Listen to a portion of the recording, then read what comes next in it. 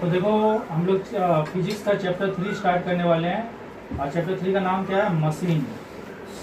तो मशीन क्या होता है? मशीन होता है कोई भी डिवाइस, हम बोल सकते हैं any device which reduces our effort to overcome load. Machine कोई भी चीज हो सकता है, ठीक है। तो मशीन वो हर चीज है जो कि आपका एफर्ट को कम कर देता है ताकि आप लोड को क्या कर सको, ओवरकम कर सको। फॉर एग्जांपल मान लो कि मुझे ना एक बड़ा सा पत्थर है, रोड के बीच में एक बड़ा सा पत्थर है और मुझे उस पत्थर को हटाना है। तो मैं अगर उसको धकेल के हटाऊं तो हो सकता है कि मेरे लिए इम्पॉसिबल हो, क्योंकि वो पत्थर काफ़ी बड़ा है और मैं उसको धकेल के हटा नहीं सकता। तो मैं क्या करूँगा, एक क्रेन लेके आऊँगा या एक जेसीबी लेके आऊँगा, और वो जेसीबी में मेरे को सिर्फ क्या करना है, एक बटन दबाना है और वो जेसीबी मेरे लिए क्या करेगा, उस पत्थर को रोड से हटा के रोड के साइड में रख देगा। तो मशीन क्या किया, मेरा एफर्ट को कम कर दिया कि नहीं। रोड पे जो बड़ा सा पत्थर पड़ा था जिसको हम हटा नहीं सकते अपना हाथ से, तो जेसीबी मेरे लिए क्या किया, उस पत्थर को हटा दिया।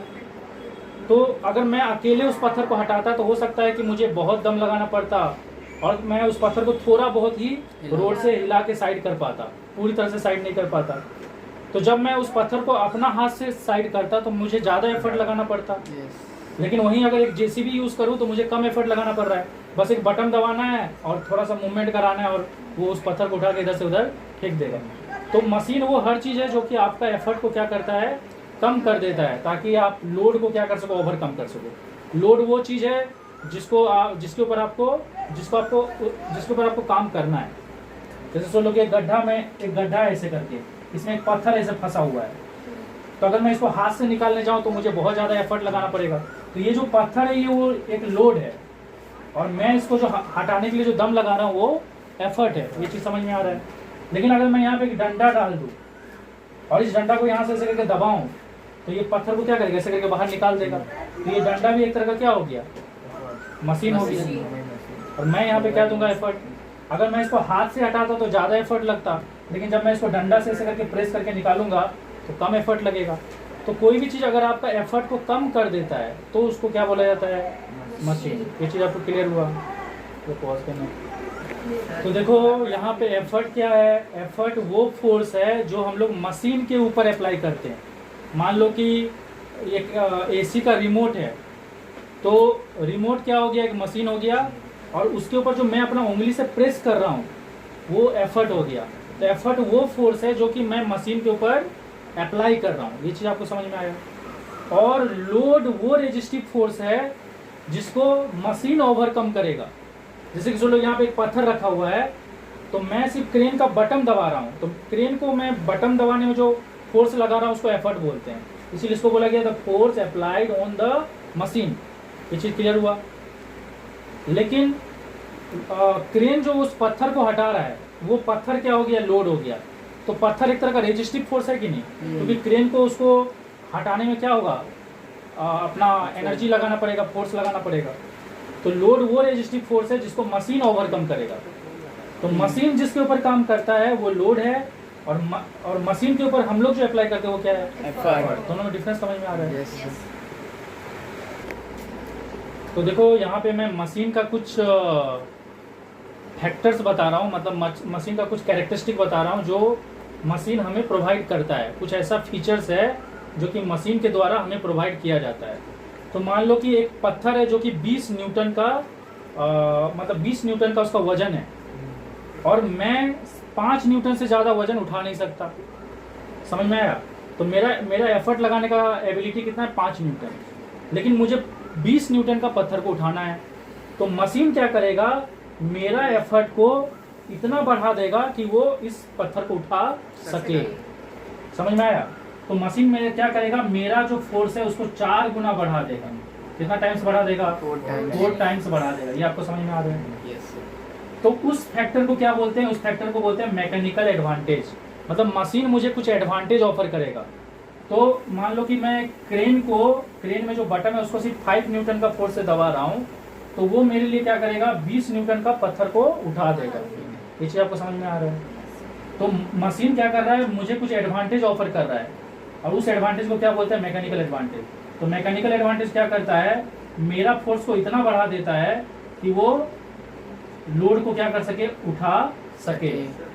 बोलो। अगर ये 20 न्यूटन का लोड है और हम लोग मतलब मशीन 4 टाइम्स दे रहा है, 4 5 20 होता है, तो कैंसिल नहीं हो जाएगा क्या सर? मतलब उससे ज़्यादा लगाना पड़ेगा ना थोड़ा। देखो कम से कम तुमको अगर सोच लो किसी भी चीज़ को उठाना है तो कम से कम मतलब मिनिमम कम से कम तो मेरे को उस बॉडी का वेट के बराबर फोर्स देना पड़ेगा। जैसे सोच लो कि एक लड़का 60 kg का है, तो मेरे को उसको उठाने के लिए कम से कम कितना फोर्स देना पड़ेगा, 60 kg।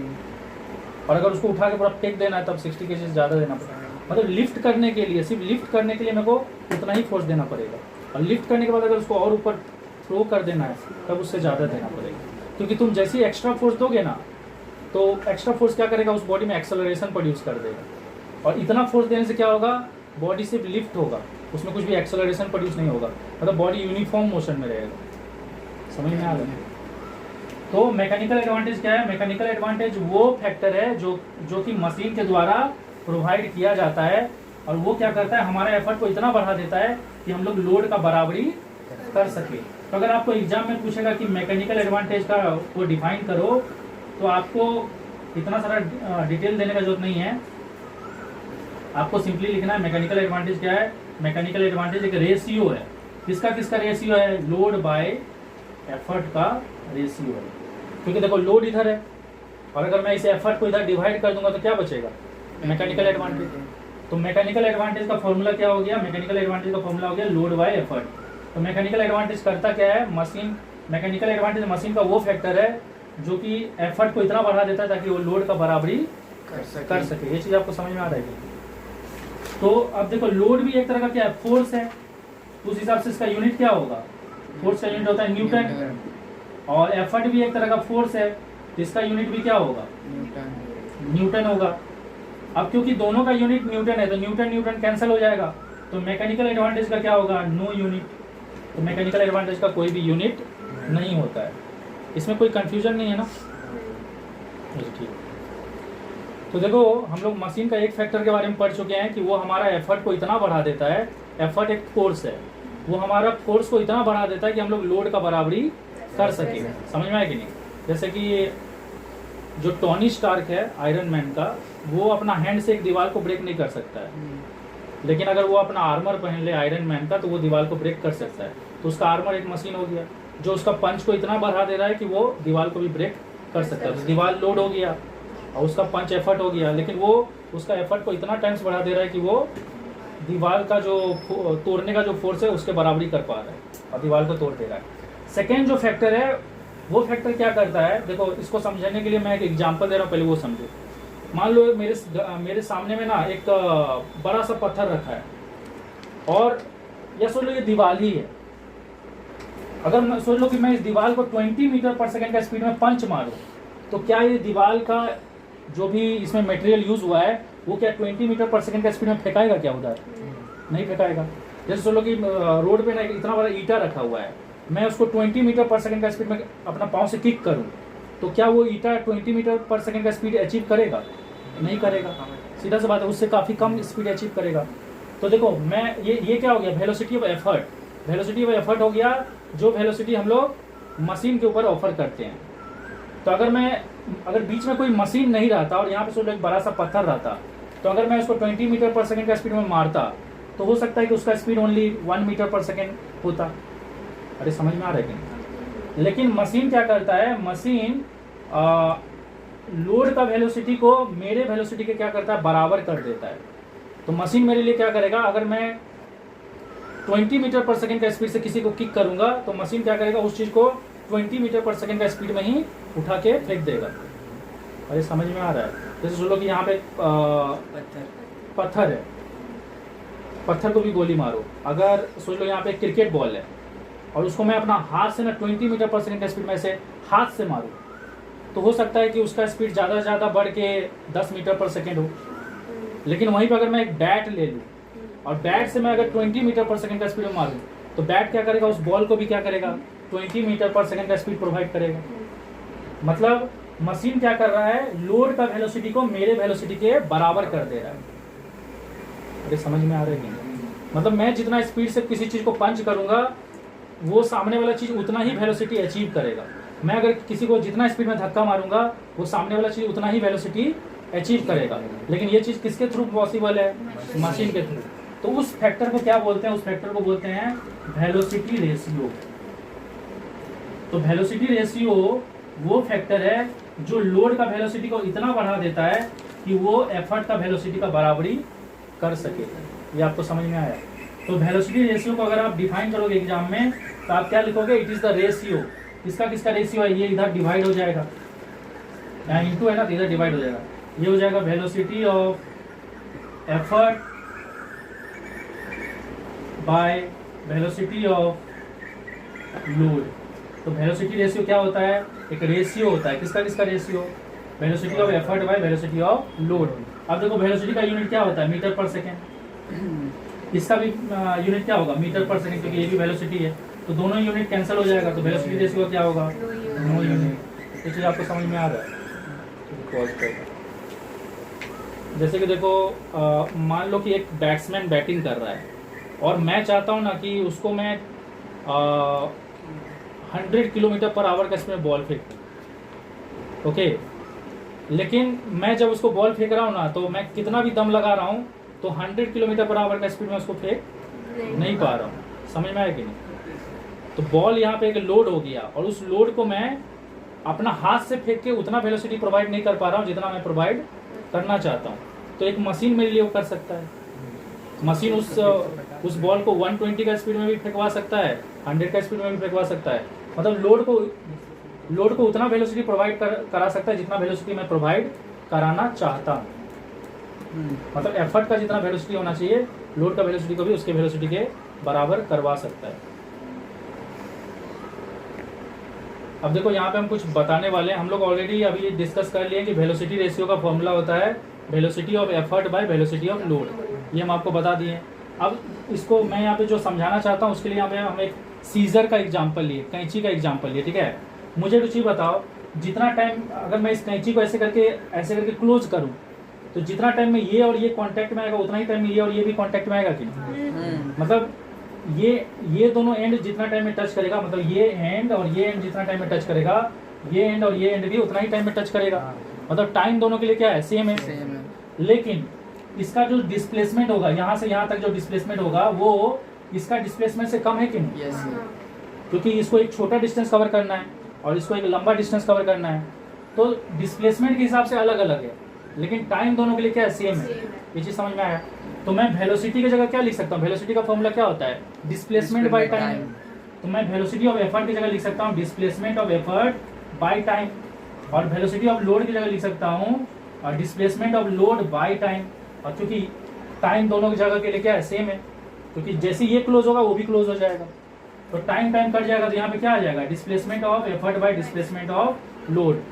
तो वेलोसिटी रेशियो का एक फॉर्मूला तो हो गया, वेलोसिटी रेशियो का एक फॉर्मूला हो गया velocity of effort by velocity of load, और एक फॉर्मूला क्या हो गया, displacement of effort bye displacement of load. ये चीज आपको समझ में आया? तो डी और डीएल क्या है, displacement of effort and displacement of load. अरे ये समझ में आ रहा है कि पॉज कर लें। तो देखो मशीन को हम लोग क्या देते हैं, एफर्ट देते हैं, और मशीन उस लोड के ऊपर काम करता है। लोड क्या है, एक रेजिस्टिव फोर्स है। तो मशीन के ऊपर हम लोग इनपुट देते हैं और मशीन लोड के ऊपर जो काम करता है वो आउटपुट हुआ। समझ में आ रहा है? हम लोग जो एफर्ट दे रहे हैं मशीन के ऊपर वो क्या हो गया, इनपुट वर्क। अब मशीन द्वारा जो लोड के ऊपर काम किया जा रहा है वो हो गया आउटपुट वर्क। तो मुझे रुचि बताओ, मशीन को जो हम फोर्स प्रोवाइड कर रहे हैं उसका नाम क्या है, एफर्ट। और मशीन को हम जब भी फोर्स प्रोवाइड करेंगे तो जो एफर्ट प्रोवाइड कर रहा है उसका भी कुछ डिस्प्लेसमेंट होगा कि नहीं? अरे जैसे सोच लो कि मैं कार का ब्रेक दबा रहा हूँ तो ब्रेक दबाने वाला का पाँव का डिस्प्लेसमेंट हो रहा है कि नहीं? तो पाँव से जो मैं फोर्स ऑफर कर रहा हूँ वो एफर्ट हो गया, और उसके कारण जितना ब्रेक दब रहा है वो डिस्प्लेसमेंट ऑफ एफर्ट हो गया। ये चीज समझ में आया? तो वर्क का फॉर्मूला होता है फोर्स इंटू डिस्प्लेसमेंट, इसलिए यहाँ पे फॉर्मूला क्या हो गया, एफर्ट इंटू डिस्प्लेसमेंट, क्योंकि मशीन के ऊपर हम लोग एफर्ट डाल रहे हैं। तो इनपुट वर्क क्या क्या चीज को लेगा, एफर्ट और डिस्प्लेसमेंट ऑफ एफर्ट। वर्क का फॉर्मूला होता है फोर्स इंटू डिस्प्लेसमेंट। हम लोग जो मशीन के ऊपर फोर्स ऑफर कर रहे हैं वो एफर्ट है, और एफर्ट ऑफर करने के लिए हम लोग को मशीन के ऊपर कुछ डिस्प्लेसमेंट भी करना पड़ेगा। मशीन के ऊपर कुछ मोशन करेंगे कि नहीं, हैंडल पकड़ के भी ऐसे चलाते हैं ना, तो ये समझ में आ रहा है ना। और मशीन क्या करेगा, मशीन जो वर्क करेगा, मशीन किसके ऊपर वर्क करेगा, लोड के ऊपर। तो मशीन अगर सोलो 20 न्यूटन का लोड है तो मशीन को कम से कम कितना फोर्स ऑफर करना पड़ेगा, 20 न्यूटन। तो मशीन को भी उतना ही फोर्स ऑफर करना पड़ेगा जितना का लोड है। और उस जब मशीन उसके ऊपर फोर्स ऑफर करेगा तो उस लोड में क्या आएगा, डिस्प्लेसमेंट। तो वर्क का फॉर्मूला होता है force into displacement. Output work किसके ऊपर हो रहा है, तो इसलिए इसका फॉर्मूला हो गया load into displacement of load, मतलब फोर्स इंटू डिस्प्लेसमेंट। ये सब चीज़ में कोई कंफ्यूजन नहीं है ना। ओके, तो अभी मैं यहाँ पे आपको एक चीज़ बताने जा रहा हूँ जिसका नाम है एफिशिएंसी। मुझे लगता है एफिशिएंसी के बारे में वर्क एनर्जी पावर में भी हम बताएं। एफिशिएंसी को ऐसे रिप्रेजेंट किया जाता है और उसका फॉर्मूला होता है output work by input work. ये एफिशिएंसी का फॉर्मूला होता है। और हम लोग वर्क एनर्जी पावर में पढ़े थे output power by input power. मतलब ओवरऑल एफिशिएंसी का फॉर्मूला होता है आउटपुट बाय इनपुट। आप कितना इनपुट दे रहे हो और मशीन आपको कितना आउटपुट दे रहा है। मान लो जैसे कि मैं एक फैन चला रहा हूँ, पंखा चला रहा हूँ, तो मैं उसको 100% इलेक्ट्रिकल एनर्जी दे रहा हूँ, लेकिन वो मुझे 100% विंड एनर्जी नहीं दे रहा है। कुछ एनर्जी क्या हो रहा है, हीट एनर्जी बन के लॉस हो जा रहा है। तो एफिशिएंसी एक्चुअली बताता है कि कितना आउटपुट दे रहा है, कितना इनपुट पे। ये चीज समझ में आया। तो हम लोग आउटपुट वर्क की जगह क्या लिख सकते हैं, आउटपुट वर्क की जगह लिख सकते हैं load into displacement of load. और इनपुट वर्क की जगह क्या लिख सकते हैं, effort into displacement of effort. ये क्लियर हुआ। तो एफिशिएंसी क्या हो जाएगा, एफिशिएंसी हो जाएगा load bye effort into displacement of effort bye displacement of load. मुझे एक चीज बताओ, मैं इस चीज को ऐसे लिख सकता हूँ, देख लो एक बार ध्यान से। लोड ऊपर में है देखो, एफर्ट नीचे में है देखो, और ये वाला चीज को ना हम यहाँ नीचे ले आए हैं। अगर मैं इसको रोटेट कर दूं तो दोबारा से ये लोड कहाँ चले जाएगा, ऊपर चले जाएगा। अरे नहीं समझ में आ रहा है। अब देखो हम लोग जानते हैं लोड बाय एफर्ट क्या होता है, मैकेनिकल एडवांटेज। और displacement of effort bye displacement load क्या होता है, वेलोसिटी रेशियो। तो एफिशिएंसी का एक फॉर्मूला हो गया mechanical advantage by velocity ratio. तो एग्जाम में ऐसा भी हो सकता है कि आपको मल्टीपल चॉइस क्वेश्चन में पूछ ले कि मैकेनिकल एडवांटेज इक्वल टू क्या होता है। तो मैकेनिकल एडवांटेज होता है एफिशिएंसी इनटू वेलोसिटी रेशियो। इसमें आपको कंफ्यूज कर सकता है, यहाँ पे greater than, less than, equal to ऐसे कुछ कर सकता है। तो एक्चुअल वाला सही आंसर क्या होगा, इक्वल टू वाला। अरे ये प्रूफ समझ में आया। ये प्रूफ भी एग्जाम में कभी कभी आता है। तो ये रिलेशनशिप बिटवीन किसके किसके बीच हो गया, mechanical advantage, efficiency and velocity ratio. मतलब ये वाला चीज यहाँ से, मतलब इससे ये कैसे आया वो समझना है। नहीं वो उल्टा हो गया उसके बाद से। तो देखो आइडियल मशीन क्या होता है, आइडियल मशीन पहली बात समझ लो, आइडियल मशीन प्रैक्टिकली इम्पॉसिबल है। हमारे यूनिवर्स में कहीं भी आइडियल मशीन नहीं होता है। आइडियल मशीन उसको बोला जाता है जिसको जितना इनपुट दोगे ना उतना ही आउटपुट देगा। मान लो जितना खाना खाए वो पूरा का पूरा एनर्जी बन गया, ऐसा कभी होता नहीं है। ये देवान से अच्छा कोई नहीं समझ सकता। तो आइडियल मशीन वो होता है जिसको जितना इनपुट देंगे उतना ही आउटपुट देगा। लेकिन रियलिटी हम लोग जानते हैं कि हर मशीन में आप जितना इनपुट देते हो वो उतना आउटपुट नहीं देता, कुछ एनर्जी लॉस होता है। अरे ये समझ रहे हो कि नहीं। तो आइडियल मशीन उसको माना गया जिसका एफिशिएंसी क्या होता है 100%। 100% मतलब हो गया 1। 100% मतलब 1 क्यों हुआ बताओ, क्योंकि 100% का मतलब हुआ 100/100, तो 1 हुआ ना।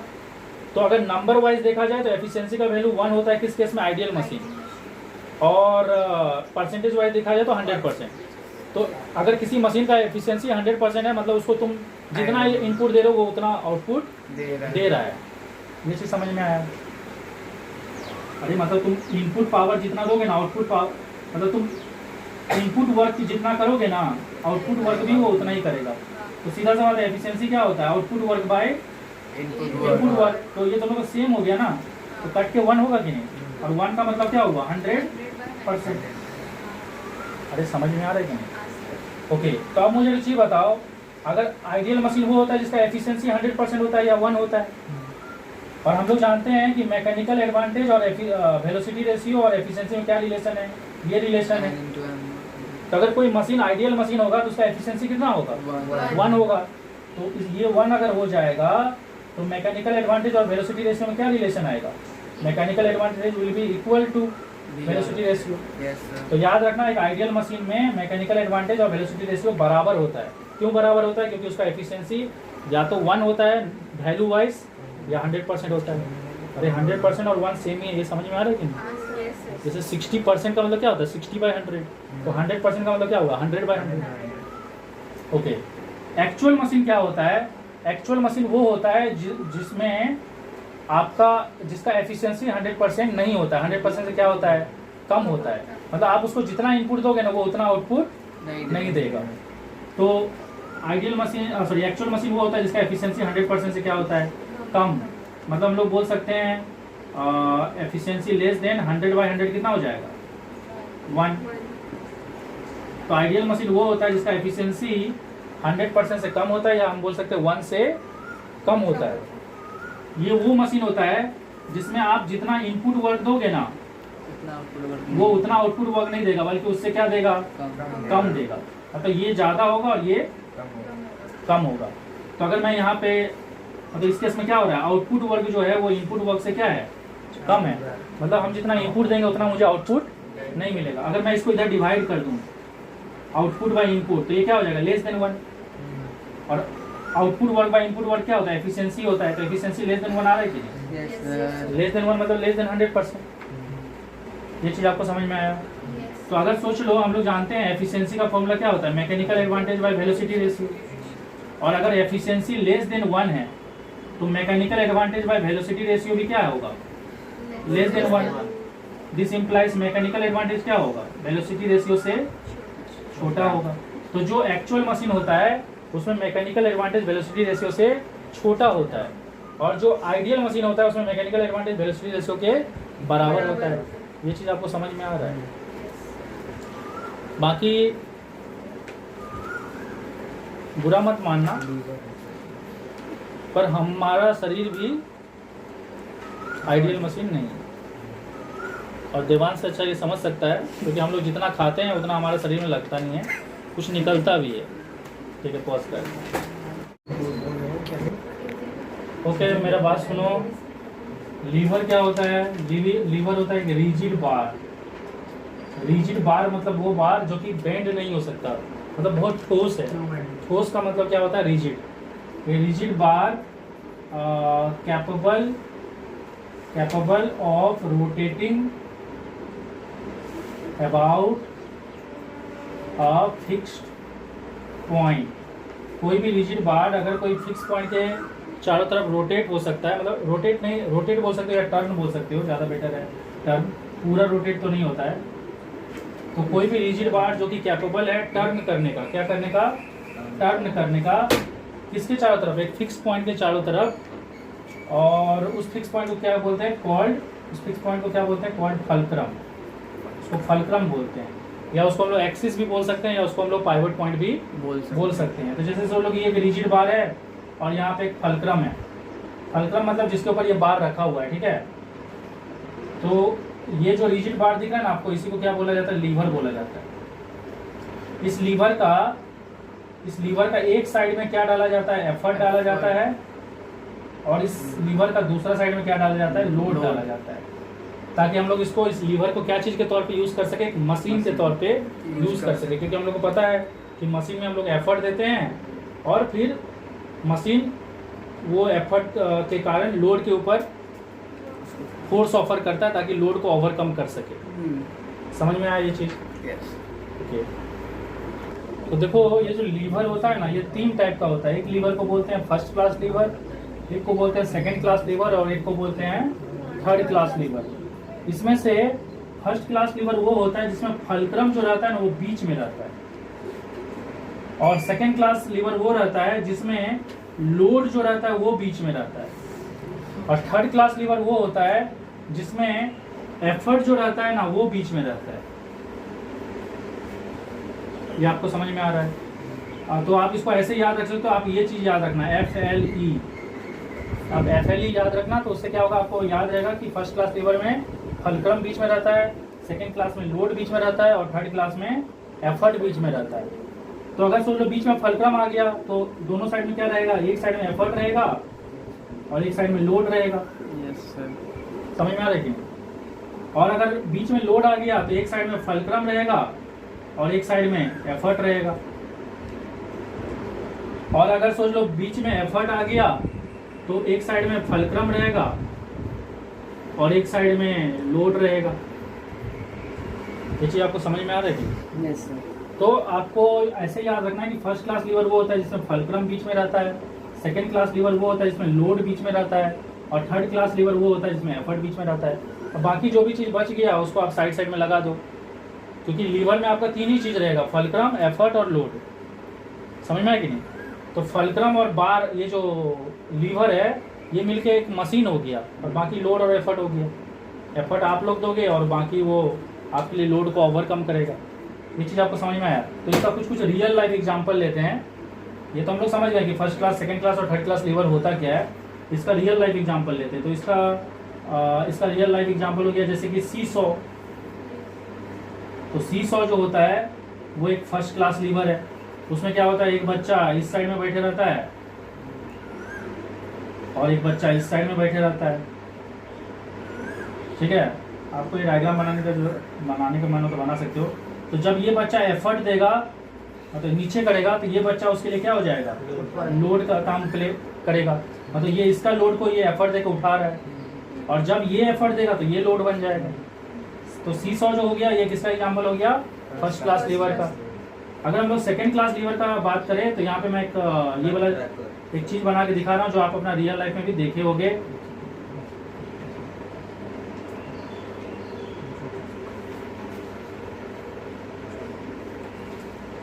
ऐसे वाला एक कचरा उठाने वाला गाड़ी होता है, देखे हो? तो ये आपका फलक्रम हो गया जहाँ चक्का रखा हुआ है और इसमें क्योंकि सामान रखा जाएगा तो यहाँ पे क्या आ जाएगा, लोड। और यहाँ पे आप डंडी को पकड़ के ऊपर उठाओगे तो ये हो गया आपका एफर्ट। समझ में आएगी नहीं?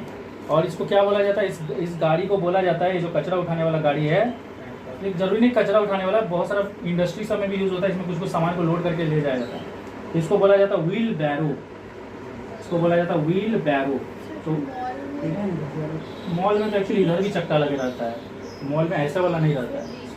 हाँ, ये वाला में क्या होता है कि यहाँ से एफर्ट देके कोई आदमी उठाता है, इसमें लोड रहता है। ये गिट्टी उट्टी को भी जो कहीं बिल्डिंग उल्डिंग बनते रहता है तो सीमेंट बालू सबको भी कैरी करने में यूज होता है। तो व्हील बैरो आपको समझ में आया। उसके बाद अगर हम लोग आपका थर्ड क्लास लीवर का बात करें जिसमें एफर्ट बीच में रहेगा और तो उसका एग्जांपल हो गया, देखो ये आप पक्का देखे होंगे। यहाँ पे हम लोग एफर्ट देते हैं, ये हमारा फलक्रम का काम करता है और यहाँ पे हम लोग कोई चीज़ को पकड़ते हैं, इसको टोंग बोलते हैं, TONGS। समझ में आया? तो ये जो टोंग है ना, ये किसका एग्जांपल हो गया, ये आपका थर्ड क्लास लीवर का एग्जांपल हो गया। तो ये हो गया इसका फलक्रम और यहाँ से हम लोग क्या करते हैं, इसको पकड़ते हैं और यहाँ से हम लोग रोटी वोटी को उठाते हैं, जो भी रोटी तावा में बनते रहता है उसको उठाते हैं, चिमटा बोलते हैं इसको। तो ये जो टोंग हो गया ये इसका एग्जांपल हो गया थर्ड क्लास लीवर। यहाँ तक कि आप फर्स्ट क्लास लीवर के तौर पे आप इसको भी ले सकते हो, सीजर को भी ले सकते हो।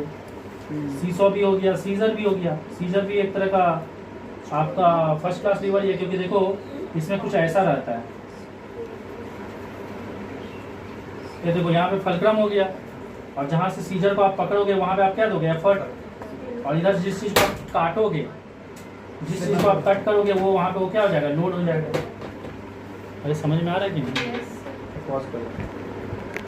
तो देखो अभी हम लोग डिस्कस करेंगे कि फर्स्ट क्लास लीवर जो है ना वो 3 टाइप का होता है।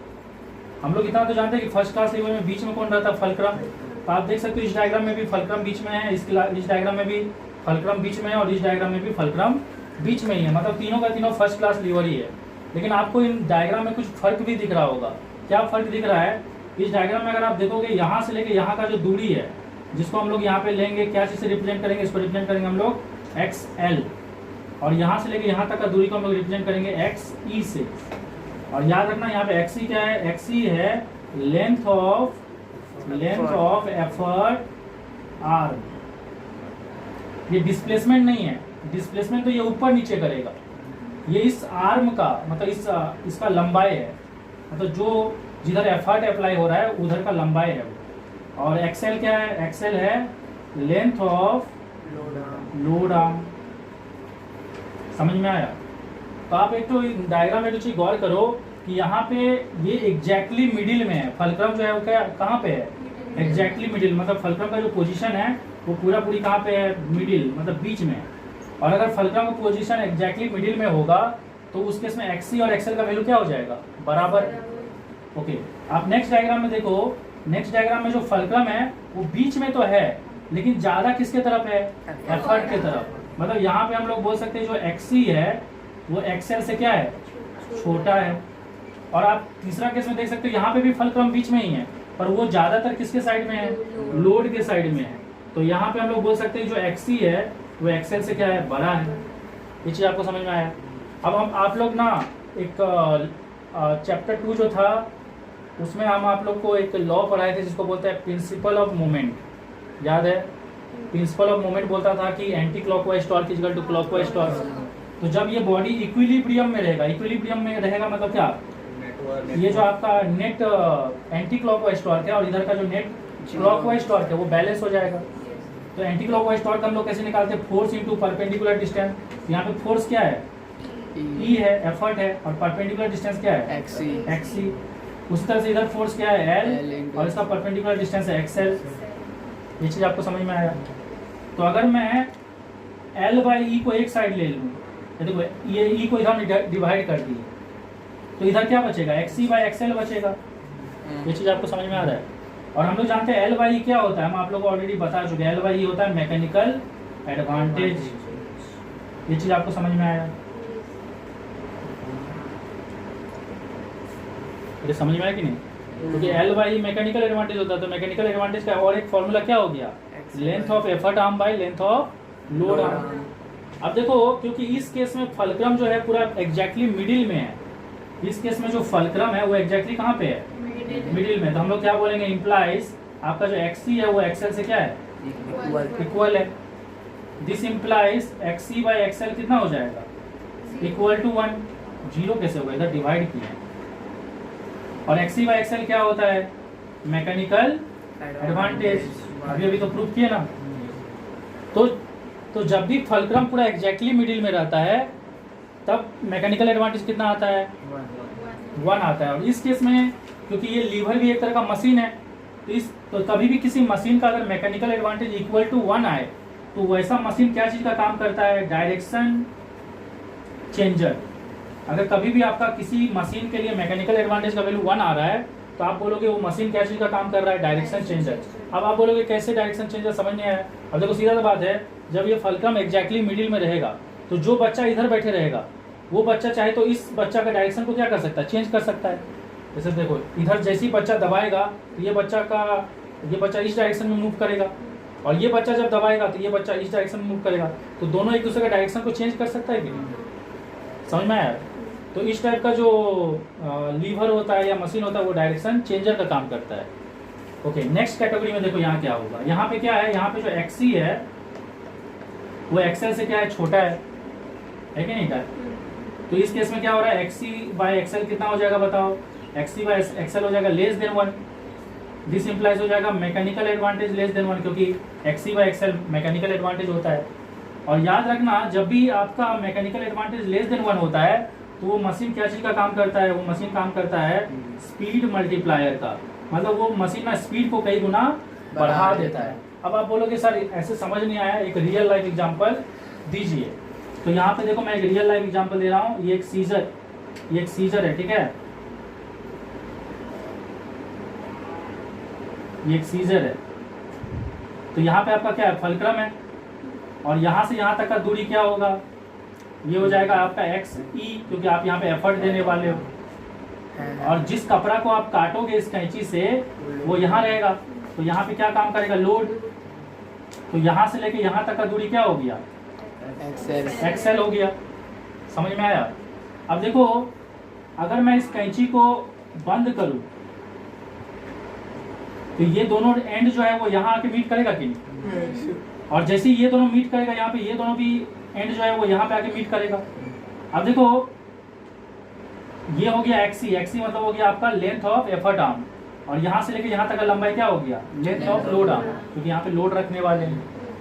अब ये जो यहाँ से ये कैंची का जो ये वाला जो हिस्सा है वो यहाँ से यहाँ जो डिस्प्लेसमेंट करेगा उसको हम लोग बोलेंगे डिस्प्लेसमेंट ऑफ एफर्ट, क्योंकि डिस्प्लेसमेंट तो ये ऐसे ही करेगा ना। और ये कैंची का ये एंड जो यहाँ से यहाँ तक डिस्प्लेसमेंट करेगा उसको हम लोग बोलेंगे डिस्प्लेसमेंट ऑफ लोड। और हम लोग एक तो चीज जानते हैं कि जितना टाइम में ये एंड और ये एंड यहाँ पे मीट करेगा उतना ही टाइम में ये एंड और ये एंड भी यहाँ मीट करेगा, मतलब टाइम सेम है। तो मुझे एक चीज बताओ, अगर टाइम सेम है तो जो बॉडी ज्यादा डिस्टेंस कवर करेगा उसका स्पीड क्या होगा, ज्यादा होगा। जैसे कि सुन लो, अगर एक 20 किलोमीटर जा रहा है 1 घंटा में तो उसका स्पीड है 20 किलोमीटर पर आवर, और कोई अगर 30 किलोमीटर जा रहा है 1 घंटा में तो उसका स्पीड है 30 किलोमीटर पर आवर। तो टाइम तो दोनों के लिए सेम है, लेकिन ये ज्यादा डिस्टेंस कवर कर रहा है और ये कम डिस्टेंस कवर कर रहा है। तो ज्यादा डिस्टेंस कवर करने वाला का स्पीड क्या होगा, ज्यादा। तो यहाँ पे क्या हो रहा है, लोड का जो स्पीड है वो एफर्ट का स्पीड से क्या है, तो स्पीड मल्टीप्लाई हुआ कि नहीं, क्योंकि हम लोग जो देते हैं उसको इनपुट बोलते हैं और लोड के ऊपर जो काम करता है उसको आउटपुट बोलते हैं। तो इनपुट से आउटपुट का स्पीड क्या हो जा रहा है, क्योंकि इसका डिस्प्लेसमेंट ज्यादा है इसका से। अरे समझ में आ रहा है कि तो इसीलिए ये क्या चीज का काम कर रहा है, स्पीड मल्टीप्लाई का। तो इस टाइप का कैंची क्या चीज का काम करेगा, स्पीड मल्टीप्लाई का। किस टाइप का कैंची, जिसका लोड आर्म का लंबाई एफर्ट आर्म का लंबाई से क्या होगा, ज्यादा। तो इस टाइप का कैंची ना कपड़ा काटने के लिए यूज होता है, उससे कपड़ा बहुत जल्दी जल्दी कटता है, क्योंकि आपका जितना उंगली का स्पीड रहेगा उससे ज्यादा स्पीड में वो चलता है। अरे समझ में आ रहा है कि नहीं। लेकिन अगर कोई ऐसा कैंची रहता जिसमें फलक्रम एग्जैक्टली मिडिल में रहता तो फिर उसका स्पीड उतना ज्यादा नहीं रहता। समझ में आ रहा है कि नहीं, तब वो डायरेक्शन चेंजर का काम करता है। पॉज कर रहा। तो देखो यहाँ पे प्रिंटिंग मिस्टेक है, इसको ठीक कर लो, ये एक्स ही होगा। ओके, तो अभी आप तो यहाँ पे आप देख सकते हो इस केस में क्या फलक्रम लोड की तरफ है। तो इस केस में अगर आप देखोगे तो एक्सी जो है वो एक्सएल से क्या है, बड़ा है। एक्सी बाय एक्सएल जो है वो ग्रेटर देन 1 है, होगा कि नहीं, अगर ये इधर डिवाइड हो जाएगा तो मैकेनिकल एडवांटेज क्या हो जाएगा, ग्रेटर देन 1। अब मैकेनिकल एडवांटेज जब किसी मशीन का ग्रेटर देन 1 होता है तो वो मशीन क्या चीज का काम करता है, वो मशीन काम करता है फोर्स मल्टीप्लायर का। तो इसका भी मैं आपको रियल लाइफ एग्जांपल दे रहा हूँ। इसका एग्जांपल हो गया जैसे प्लायर। प्लायर जो हो गया वो फोर्स मल्टीप्लायर का काम करता है। जैसे देखो प्लायर ऐसे बनता है, तो यहाँ पे आपका लोड काम करता है और यहाँ पे आपका क्या काम करता है, एफर्ट, और यहाँ पे आपका रहता है फलक्रम। तो प्लायर कुछ ऐसा दिखता है, ये देखो कि नहीं प्लायर इस टाइप। प्लायर नहीं देखा है, वो जो तार छीलने वाला जो रहता है। मेरा डायग्राम प्लायर जैसा नहीं दिख रहा है, ये प्लायर नहीं देखा है क्या, सर प्लस बोलिए ज़्यादा अच्छा है। अरे कुछ ऐसे टाइप का रहता है। अरे प्लास बोलिए ना सर, प्लास। अब प्लास ही वही तो बोल रहे हैं, तब प्लायर प्लायर कर देना। प्लायर इसको हम लोग प्लास बोलते हैं, उसको प्लायर बोला जाता है। छोड़िए ना।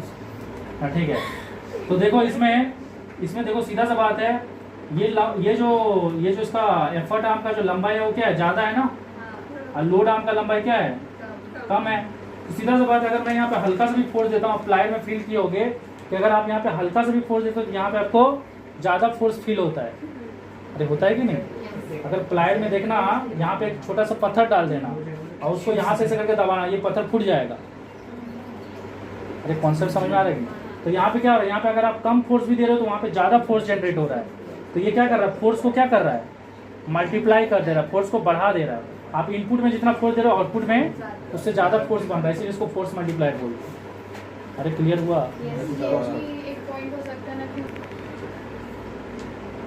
हंसना नहीं हुआ। तो देखो ये बात, ये आप लोगों को पता है कि अगर आप जो फिक्स पॉइंट है उससे ज़्यादा दूरी में फोर्स ऑफर करोगे तो आपको कम फोर्स देना पड़ेगा टॉर्क प्रोड्यूस करने के लिए, और अगर आप फिक्स पॉइंट से कम दूरी में फोर्स ऑफर करोगे तो आपको ज़्यादा फोर्स देना पड़ेगा।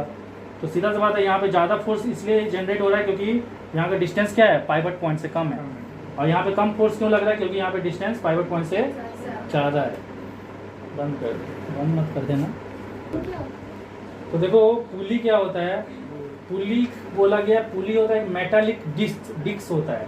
डिस्क मतलब पूरा गोल शेप का होता है, और ये डिस्क को आप लोग कुआं में देखे होंगे, कुआं से जहाँ से पानी निकालते हैं तो रस्सी को जिसके ऊपर डाला जाता है ना गोल सा, तो वही है, वही मेटेलिक डिस्क, वो मेटल का बना रहता है। तो ये एक मेटेलिक डिस्क है और इसका जो रिम है, रिम मतलब होता है बाउंड्री। इसका बाउंड्री में क्या है ना, ऐसे करके गड्ढा है। जैसे आप देखे हो ना साइकिल का जो रिम होता है उसमें ऐसे गड्ढा रहता है ताकि उसमें ट्यूब को फिक्स किया जाए। अरे ऐसे ऐसे करके रहता है कि नहीं, ताकि उसमें ट्यूब को रखा जाए, ऐसे ट्यूब को फिट किया जाए। तो यहाँ पे ग्रूव है, ग्रूव मतलब एक तरह का गड्ढा है ऐसे, ताकि उसमें रस्सी फंस सके। अरे नहीं तो रस्सी को उसके ऊपर डालेंगे तो रस्सी तो फिसल के गिर जाएगा ना। ग्रूव रहने से क्या होगा, रस्सी उसमें जाके फंस जाएगा। आप लोग को समझ में आ रहा है ग्रूव क्या होता है? तो रिम मतलब होता है बाउंड्री और इसमें ग्रूव है, ग्रूव मतलब रस्सी फंसाने के लिए गैप क्रिएट किया गया है। और ये जो डिस्क है ना वो रोटेट हो सकता है किसके चारों तरफ, एक्सिस के चारों तरफ। और वो एक्सिस कहाँ से पास करेगा, इसका सेंटर से। अरे समझ में आया कि नहीं? तो ये अगर सोच लो ये एक्सिस हो गया और ये अगर एक पुली हो गया तो इसके ऊपर रस्सी रहेगा। रस्सी जैसे जैसे घींचोगे ये पुली ऐसे ऐसे घूमेगा। अरे समझ में आ रहा है कि नहीं? तो पुली क्या होता है, एक मेटेलिक डिस्क होता है जिसका रिम पे, रिम मतलब बाउंड्री पे आपका ग्रूव होता है और उसमें हम लोग किसको फिक्स करते हैं, उसमें हम लोग रस्सी को लगाते हैं, ऐसे करके रस्सी लगाते हैं। एक तरफ हम लोग लोड लगा देते हैं, एक एफर्ट देते एक तरफ हैं। लोड लगा देते हैं और एक तरफ हम लोग एफर्ट लगा देते हैं। और ये एक्सिस के चारों तरफ ऐसे ऐसे घूमता है।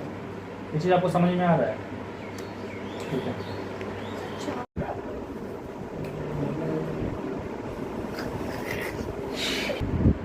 आते स्पीड में मार दे। ओके मैं बात सुनो। काट रहा है जोर से मेरे को इसलिए बोल रहे हैं। अबे मारना भी क्या है, अबे मार दे तो। ऑन कर दिया। अच्छा ठीक है, सुनो मेरा बात। पुली जो है ना, पुली दो टाइप का होता है। एक होता है फिक्स्ड पुली और एक होता है मूवेबल पुली। फिक्स पुली किसको बोलते हैं? फिक्स पुली उसको बोलते हैं जिसका एक्सिस ऑफ रोटेशन मूव नहीं कर सकता, मतलब उसका एक्सिस ऑफ रोटेशन क्या है, फिक्स्ड है। Pulley whose axis of rotation can not move, जिसका एक्सिस ऑफ रोटेशन मूव नहीं कर सकता। जैसे मैं आपको डायग्राम बना के दिखा रहा हूँ। तो देखो ये पुली है और इसका जो एक्सिस ऑफ रोटेशन है ना वो फिक्स्ड है, मतलब ये अपने जगह से ना दाएं हिल सकता है, ना बाएं, ना ऊपर, ना नीचे। ये एक्सिस मतलब क्या होता है, सेंटर से जो सेंटर जो है इसका वो फिक्स है, मतलब वो ना दाएं बाएं हो सकता है ना ऊपर नीचे। और इस पुली पे से क्या पास होता है, रोप पास होता है। ये बताए थे हम, इसमें ग्रूव रहता है, उससे रोप पास होता है। और एक तरफ हम लोग क्या लगाते हैं, लोड लगाते हैं। लोड वो चीज़ है जिसको हम लोग को खींचना है। और एक तरफ हम लोग क्या देते हैं, एफर्ट देते हैं। एफर्ट वो फोर्स है जिससे हम लोग खींचेंगे और लोड वो है जिसको खींचना है। तो देखो सीधा सा बात है, जब आप लोग इसमें एफर्ट लगाओगे तो ये जो रस्सी है ना इसमें खिंचाव आएगा और खिंचाव के कारण इसमें एक फोर्स काम करेगा जिसको बोलते हैं टेंशन फोर्स। और इधर भी खिंचाव आएगा तो इधर भी क्या काम करेगा, टेंशन फोर्स। अब एक छोटी चीज याद रखना कि अगर रोप सेम है, अगर रस्सी सेम है तो टेंशन हर जगह क्या होगा, बराबर होगा।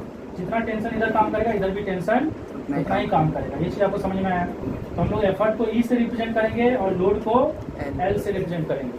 अब देखो इधर का जो एफर्ट है उसको कौन बैलेंस कर रहा है, ये टेंशन बैलेंस कर रहा है। मतलब मैं इस साइड लिख सकता हूँ P इक्वल टू E, और इधर का जो टेंशन, इधर का जो लोड है उसको कौन सा टेंशन बैलेंस कर रहा है, ये वाला टेंशन। तो इधर मैं लिख सकता हूँ P इक्वल टू L। ये चीज आपको समझ में आया? अब देखो अगर मैं यहाँ पे इसका क्या चीज का बात करूँ, मैकेनिकल एडवांटेज का, तो मैकेनिकल एडवांटेज क्या होता है, लोड बाय एफर्ट। अब यहाँ पे लोड का वैल्यू कितना है, टेंशन है, और एफर्ट का वैल्यू भी कितना है, टेंशन है। देखो तो ये टेंशन कट जाएगा, कितना आएगा, 1 आएगा। मतलब यहाँ पे मैकेनिकल एडवांटेज कितना आ रहा है, 1 आ रहा है। कौन सा पुली के लिए, फिक्स पुली के लिए।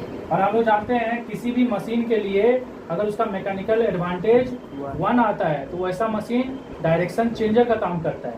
तो इसीलिए ये जो फिक्स पुली है वो क्या चीज का काम करेगा, डायरेक्शन चेंजर का काम करेगा। तो डायरेक्शन चेंजर का काम करेगा क्योंकि इसका मैकेनिकल एडवांटेज 1 आ रहा है। डायरेक्शन चेंजर मतलब क्या हो गया कि अगर आप इधर खींचोगे, अगर इधर खींचोगे तो ये पुली इस तरफ घूमेगा, और अगर लोड नीचे जाएगा तो ये पुली उस तरफ घूमेगा। मतलब डायरेक्शन को आप चेंज कर सकते हो। एफर्ट देके पुली को एंटी क्लॉक घुमा सकते हो और लोड को बढ़ा के पुली को क्लॉकवाइज घुमा सकते हो। तो ये डायरेक्शन चेंजर का सिर्फ काम करेगा। ये चीज आपको समझ में आएगा? तो देखो नेक्स्ट है आपका मूवेबल पुली। मूवेबल पुली नाम से ही पता चल रहा है कि इसका एक्सिस ऑफ रोटेशन मूव कर सकता है। तो मूवेबल पुली वो पुली है whose axis of rotation can move, मतलब एक्सिस ऑफ रोटेशन मूव कर सकता है। अब मैं इसका डायग्राम बना के दिखा रहा हूँ। तो ये हो गया एक रोप और यहाँ पे हम लोग एफर्ट देंगे, एफर्ट को हम लोग ई से रिप्रेजेंट करेंगे और यहाँ पे पुली इसके ऊपर रखे रहेगा, ठीक है। और यहाँ पे क्या लगे रहेगा, लोड लगे रहेगा। तो लोड किधर काम कर रहा है, नीचे LOAD लोड, LOAD। तो लोड किधर काम कर रहा है, नीचे, और एफर्ट किधर काम कर रहा है, इधर। तो जब आप इस एफर्ट को ऊपर खींचोगे तो साथ में पुली भी ऊपर जाएगा, क्योंकि देखो पुली ऊपर क्यों जाएगा, जैसे जैसे जैसे ये रस्सी इधर खिंचाएगा, इधर का रस्सी उधर जाते जाएगा ना, तो ये रस्सी छोटा होते जाएगा तो ये ऊपर आएगा। अरे समझ में आ रही है, मतलब इसका एक्सिस ऑफ रोटेशन मूव कर सकता है। तो जिसका एक्सिस ऑफ रोटेशन मूव करता है उसको क्या बोलते हैं, मूवेबल पुली। अब क्या है ना, वो इस तरफ से और इस तरफ से भी लोड से अटैच है और उस साइड से भी लोड से अटैच है। तो ये मत सोचना कि ये रस्सी इस पुली से निकल जाएगा। और यहाँ पे ग्रुप जो रहेगा वो इतना ज़्यादा रहेगा कि रस्सी उसमें अच्छा से फंसे रहेगा। ऐसा नहीं होगा कि पुली उसमें से निकल जाए। अरे समझ में आ रही है। अब देखो इधर क्या काम करेगा, खिंचाव, तो यहाँ भी टेंशन काम करेगा, और इधर भी खिंचाव रहेगा तो यहाँ भी टेंशन काम करेगा। अब देखो ये टेंशन किसके बराबर है, इस एफर्ट के बराबर। तो यहाँ पे हम लोग लिखेंगे T=E। और ये लोड को कितना तो टेंशन बैलेंस कर रहा है, 2 तो टेंशन बैलेंस कर रहा है। ये टेंशन को सिर्फ ये एफर्ट बैलेंस कर रहा है, लेकिन इस लोड को ये दोनों टेंशन बैलेंस कर रहा है। यस और नो। तो यहाँ पे हम लोड = क्या लिख देंगे, 2T। ये आपको समझ में आया। तो अभी हम लोग जानते हैं मैकेनिकल एडवांटेज क्या होता है। मैकेनिकल एडवांटेज होता है लोड बाय एफर्ट। तो ये हो जाएगा 2T/T। काटेंगे तो कितना आंसर आएगा, 2 आएगा। और हम लोग जानते हैं किसी भी मशीन का मैकेनिकल एडवांटेज अगर ग्रेटर देन 1 होता है तो वो मशीन काम करता है क्या चीज का, फोर्स मल्टीप्लायर। मतलब वो मशीन फोर्स को कई गुना बढ़ा देगा। तो क्योंकि हमारा यहाँ पे मैकेनिकल एडवांटेज 2 आया है, 2 क्या है, 1 से ज़्यादा है। तो ये मशीन, ये मूवेबल पुली क्या चीज़ का काम करेगा, फोर्स मल्टीप्लायर का। तो आपको एग्जाम में पूछ सकता है कि मूवेबल पुली क्या चीज़ का काम करेगा, फोर्स मल्टीप्लायर। ये पुली को क्या चीज़ का काम करेगा, डायरेक्शन चेंजर। ये सारी चीज़ क्लियर है ना। ठीक है। तो देखो यहाँ पे हम लोग कॉम्बिनेशन ऑफ पुलिस के बारे में पढ़ेंगे। तो यहाँ पे आप देख सकते हो, यहाँ पे 2 मूवेबल पुली है और एक फिक्स पुली है। समझ में आया। तो अब देखो यहाँ से एक रस्सी गया है और यहाँ पे जाके कनेक्ट हुआ है, और इसके ऊपर एक पुली रखा हुआ है। फिर यहाँ से एक रस्सी गया है जो यहाँ से होते हुए इधर आ गया है। मतलब यहाँ पे टोटल कितना तो रस्सी है, 2 रस्सी है। और हम बताए थे कि अगर एक किसी एक रोप में टेंशन हर जगह क्या होता है, बराबर होता है। तो देखो ये रोप में टेंशन दोनों जगह क्या है, बराबर है। और इस रोप में भी देख सकते हो टेंशन हर जगह बराबर है। अरे क्योंकि देखो यहाँ का टेंशन और यहाँ का टेंशन सेम नहीं हुआ, क्योंकि ये एक अलग रोप है। और यहाँ का टेंशन सेम क्यों हुआ, क्योंकि ये दोनों, मतलब ये जो है वो एक सिंगल रोप है। तो ये रोप आके यहाँ से नहीं घुमा है। समझ में आ रही है। ये एक अलग रोप है और ये एक अलग रोप है। और किसी पार्टिकुलर रोप में टेंशन क्या होगा, हर जगह सेम। जैसे इसमें टेंशन हर जगह बराबर है, इसमें भी टेंशन हर जगह बराबर। देखो T2 लिखे। यहाँ पे लोड लगा हुआ है और यहाँ पे एफर्ट। ओके, ये क्लियर हो गया। अब देखो ये एफर्ट किस टेंशन के बराबर है, T2 के बराबर है। यहाँ पे ये एफर्ट जो है वो T2 के बराबर है। ओके, ये लोड को कितना तो टेंशन बैलेंस कर रहा है, ये दोनों टेंशन बैलेंस कर रहा है ना। तो L का वैल्यू जो होगा वो 2T1 के बराबर होगा। और इस टेंशन को कितना तो टेंशन बैलेंस कर रहा है, ये दोनों टेंशन। अरे क्योंकि देखो ये नीचे और ये दोनों ऊपर। तो T1 का वैल्यू जो होगा वो कितना हो जाएगा, 2T2 के बराबर। नहीं समझे क्या? अरे इसको ये दोनों बैलेंस कर रहा है, इसको ये दोनों बैलेंस कर रहा है, इसको सिर्फ ये बैलेंस कर रहा है। अभी हम इन सबको क्या करेंगे, कंबाइन कर देंगे। तो हम लोग जानते हैं मैकेनिकल एडवांटेज क्या होता है। मैकेनिकल एडवांटेज होता है लोड बाय एफर्ट। लोड का वैल्यू कितना है, लोड का वैल्यू है 2T1, एफर्ट का वैल्यू कितना है T2, और T1 का वैल्यू कितना है 2T2। तो ये T2 कट जाएगा, क्या बचेगा, 4 आएगा। अरे समझ में आएगी नहीं? कौन सा वाला, ये सब जो आया mechanical advantage load bye effort होता है, ये समझ में आया। और लोड का वैल्यू कितना है 2T1, ये समझ में आ रहा है, क्योंकि लोड को ये 2 टेंशन बैलेंस किया है। और E का वैल्यू T2 के बराबर है। देखो ये दोनों बैलेंस है। और इस T1 टेंशन को ये T2 बैलेंस किया है। अरे समझ रहे हो कि नहीं? हाँ हाँ तो बहुत T1 की जगह 2T2 लिख सकते हैं ना, यस तो T2 कर दिया पूरा है। लेकिन मुझे एक चीज़ बताओ, अगर आप एग्जाम में इतना T1 T2 करके बैठ के करते रहोगे तो समय लगेगा, टाइम लगेगा। इसलिए क्या किया गया ना, इसके लिए एक फॉर्मूला निकाल दिया गया, mechanical advantage equal to 2 to the power n, जहाँ पे n क्या है, n है where n is number of movable pulley. ये क्या है, n है नंबर ऑफ मूवेबल पुली। तो नंबर ऑफ मूवेबल पुली कितना यहाँ पे काउंट करो, 1 2 मूवेबल पुली है कि नहीं, तो उस हिसाब से हमारा मैकेनिकल एडवांटेज कितना हो जाएगा, 2 into 2 मैकेनिकल एडवांटेज हो जाएगा 2 to the power 2, देखो 4, वही आंसर आ रहा है कि। तो अगर आपको एग्जाम में पूछेगा तो आप डायरेक्टली ये फॉर्मूला से निकाल सकते हो। एक और एग्जाम में आपको ऐसा भी पूछ सकता है कि आपको ऐसे डायग्राम दे देगा और बोलेगा कि इसमें टेंशन सबको मतलब टेंशन सबका डायरेक्शन बताओ, या लोड का डायरेक्शन बताओ, या एफर्ट का डायरेक्शन बताओ। इन सभी चीज़ के लिए आपको 1-1 मार्क मिलेगा। लोड के डायरेक्शन के लिए 1 मार्क, एफर्ट का डायरेक्शन के लिए 1 मार्क, टेंशन का डायरेक्शन के लिए 1 मार्क, मैकेनिकल एडवांटेज निकालने के लिए 1 मार्क। तो इसी टाइप का क्वेश्चन आएगा। समझ में आ रहा है? अच्छा ठीक है, मैं बात सुनो। अभी हम लोग चेक करेंगे कि वो फॉर्मूला यहाँ काम करता है कि नहीं। हम लोग का फॉर्मूला क्या था, mechanical advantage equal to 2 to the power n। n क्या है, नंबर ऑफ मूवेबल पुली। अब मुझे एक चीज़ बताओ, ये तो सिंगल फिक्स पुली है। सिंगल क्यों बोला गया पता है, क्योंकि एक ही पुली है यहाँ। तो मुझे एक चीज़ बताओ, यहाँ पे कोई मूवेबल पुली है क्या? तो मूवेबल पुली नहीं है, इसलिए क्या लिखेंगे, 2 to the power 0। और कोई भी चीज़ का पावर 0 होने से उसका आंसर 1 आता है। तो देखो हम ऑलरेडी अभी बताए थे कि मैकेनिकल एडवांटेज सिंगल फिक्स पुली का कितना आया था, 1 आया था। और यहाँ पे देख लो फॉर्मूला से भी 1 ही आ रहा है।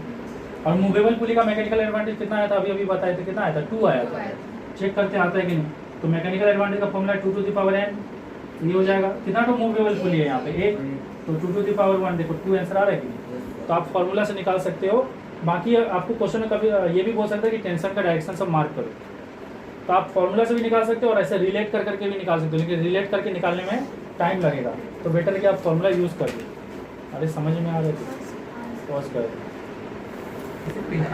देखो आइडियल पुली सिस्टम क्या होता है, आइडियल पुली सिस्टम वो होता है, हम लोग को पता है कि आइडियल पुली के लिए, आइडियल मशीन के लिए एफिशिएंसी कितना होता है, 1। और एफिशिएंसी 1 होने का मतलब, क्योंकि हम लोग जानते हैं एफिशिएंसी का फॉर्मूला क्या होता है, mechanical advantage by velocity ratio. तो उस हिसाब से मैकेनिकल एडवांटेज और वेलोसिटी रेशियो क्या हो जाएगा, इक्वल हो जाएगा। तो आइडियल मशीन वो मशीन होता है जिसका मैकेनिकल एडवांटेज और वेलोसिटी रेशियो इक्वल होता है। तो अगर आपको क्वेश्चन में मेंशन रहेगा कि वो एक आइडियल मशीन है, अगर पुली सिस्टम जो है आइडियल है, तो आप दोनों को कौन सा फॉर्मूला से निकालोगे, दोनों को आप इसी फॉर्मूला से निकालोगे, 2 to the power n। क्योंकि हम लोग का मैकेनिकल एडवांटेज का formula 2 to the power n आया था, और आइडियल पुली के लिए आपका दोनों का वैल्यू क्या हो जाता है, सेम हो जाता है। तो ये भी किससे निकलेगा, 2 to the power n से ही निकलेगा। लेकिन अगर आपका एक्चुअल पुली सिस्टम होगा, तो एक्चुअल पुली सिस्टम में हम लोग जानते हैं उसका एफिशिएंसी क्या होता है, 1 से कम होता है।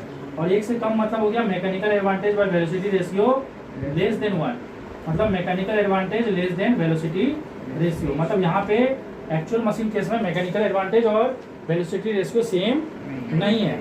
तो इस केस में आप वेलोसिटी रेशियो को कैसे निकालोगे, इस फॉर्मूला से निकालोगे, 2 to the power n formula से। लेकिन मैकेनिकल एडवांटेज को कौन सा फॉर्मूला से निकालोगे, L/E फॉर्मूला से निकालोगे।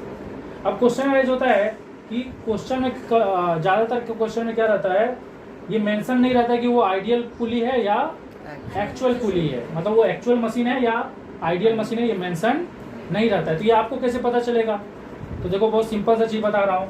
अगर क्वेश्चन में लोड और एफर्ट का वैल्यू दिया हुआ है, लोड और एफर्ट का वैल्यू दिया हुआ है, तो आपको मान लेना है वो कौन सा मशीन है, एक्चुअल मशीन।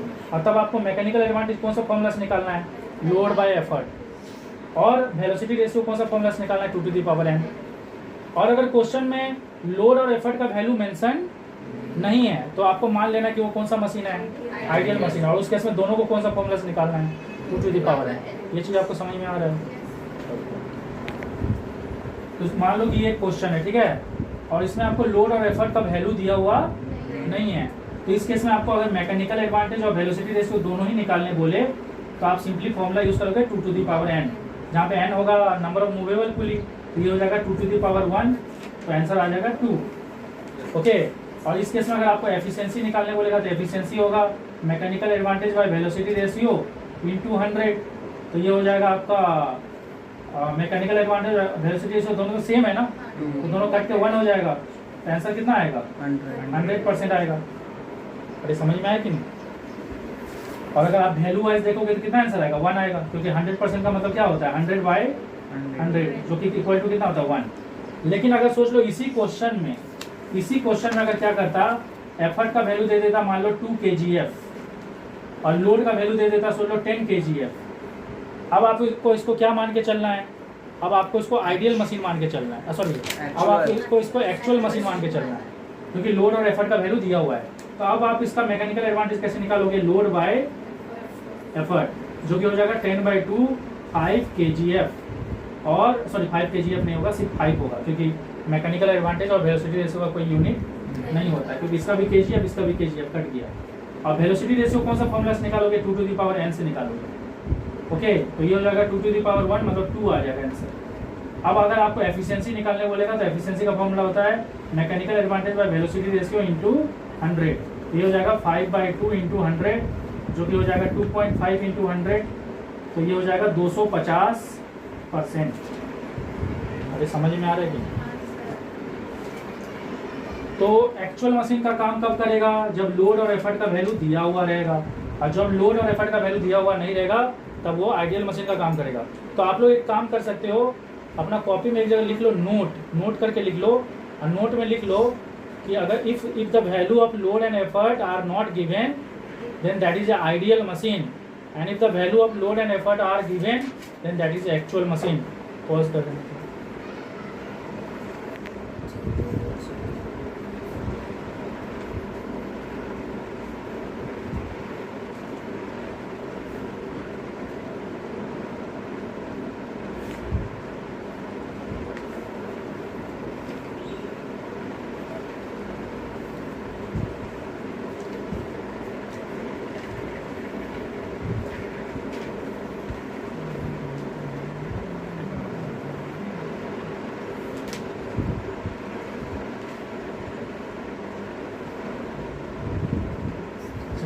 करते हैं। हाँ, तो मेरा बात सुनो, मैकेनिकल एडवांटेज और वेलोसिटी रेशियो में आपको एग्जाम में पूछ सकता है कि इन दोनों में से ऐसा कौन सा पैरामीटर है? मशीन का 2 पैरामीटर है, एक है मैकेनिकल एडवांटेज और एक है वेलोसिटी रेशियो। बोलेगा इन दोनों में से कौन सा पैरामीटर ऐसा है जो कि लोड और एफर्ट को चेंज करने से चेंज नहीं होता है, मतलब उसको लोड और एफर्ट को चेंज करने से कोई फर्क नहीं पड़ता है। तो आपको आंसर लिखना है वेलोसिटी रेशियो। अब क्वेश्चन एरेज होता है ऐसा क्यों? क्योंकि देखो मैकेनिकल एडवांटेज का फॉर्मूला ही है लोड बाय एफर्ट, मतलब लोड और एफर्ट में से किसी भी एक चीज़ को चेंज करेंगे तो ऑटोमेटिक मैकेनिकल एडवांटेज क्या होगा? चेंज हो जाएगा। अगर आप लोड को बढ़ाओगे तो मैकेनिकल एडवांटेज बढ़ेगा, अगर आप एफर्ट को बढ़ाओगे तो मैकेनिकल एडवांटेज घटेगा। इन्वर्स रिलेशन है और यहाँ पे डायरेक्ट रिलेशन है।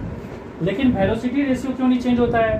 क्योंकि वेलोसिटी रेशियो जो है वो लोड और एफर्ट पे डिपेंड नहीं करता है, वो किसके ऊपर डिपेंड करता है? मशीन का शेप के ऊपर या मशीन के डिजाइन के ऊपर।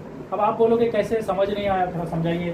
तो देखो ये कैंची दिख रहा है आपको, तो ये यहाँ पे फलक्रम है, यहाँ पे हम लोग क्या देंगे? एफर्ट देंगे, और यहाँ पे हमारा लोड रहेगा कि नहीं? अब मुझे एक चीज बताओ, ये जब मतलब ये और ये इस पॉइंट पे आके मीट करेगा कि नहीं? अगर मैं इस कैंची को ऐसे क्लोज करूं तो ये और ये इस पॉइंट पे आके मीट करेगा, मतलब यहाँ से यहाँ तक इसका क्या हो गया? डिस्प्लेसमेंट। ये किसका डिस्प्लेसमेंट हुआ? एफर्ट का डिस्प्लेसमेंट। उसी तरह से जब हम लोग इसको क्लोज करेंगे तो ये एंड और ये एंड भी यहाँ के मीट करेगा। दैट मीन्स यहाँ से लेके यहाँ तक इसका डिस्प्लेसमेंट हो गया। किसका डिस्प्लेसमेंट? लोड का डिस्प्लेसमेंट। तो मुझे रुचि बताओ, अगर आप यहाँ पे लोड का वैल्यू को कितना भी बढ़ा दो, लेकिन ये इससे ज्यादा डिस्प्लेसमेंट कर सकता है क्या? ये कैंची का जो ये एंड है वो मैक्सिमम यहाँ से यहीं तक ना डिस्प्लेसमेंट कर सकता है। चाहे आप यहाँ पे किसी भी प्रकार का लोड को रख दो, पतला कपड़ा रखोगे तब भी वो यहाँ से यहीं डिस्प्लेसमेंट करेगा, मोटा कपड़ा रखोगे तब भी वो यहाँ से यहीं डिस्प्लेसमेंट करेगा। कम एफर्ट दोगे तब भी वो यहाँ से यहीं डिस्प्लेसमेंट करेगा, और ज़्यादा एफर्ट दोगे तब भी वो यहाँ से यहीं डिस्प्लेसमेंट करेगा। मतलब ये जो डिस्प्लेसमेंट ऑफ एफर्ट और डिस्प्लेसमेंट ऑफ लोड है वो फिक्स है। समझ में आ रहा है कि नहीं? और अगर यही जो इसका जो मशीन का ये जो एंड है, अगर ये थोड़ा और लंबा हो जाता तो इसका डिस्प्लेसमेंट क्या होता? बढ़ जाता। दैट मीन्स जो डिस्प्लेसमेंट ऑफ एफर्ट है और डिस्प्लेसमेंट ऑफ लोड है वो लोड और एफर्ट पे डिपेंड नहीं करता है, वो डिजाइन पे डिपेंड करता है। डिजाइन जितना लंबा रहेगा उतना ये बढ़ेगा। जैसे गाड़ी का चक्का जितना बड़ा होगा उतना ज़्यादा डिस्टेंस वो कवर कर सकता है। और गाड़ी का चक्का जितना छोटा होगा उतना कम डिस्टेंस कवर कर सकता है। अब आप छोटा वाला चक्का को बोलोगे कि तुम ज़्यादा डिस्टेंस कवर करो, तो ये उसके लिए पॉसिबल नहीं है।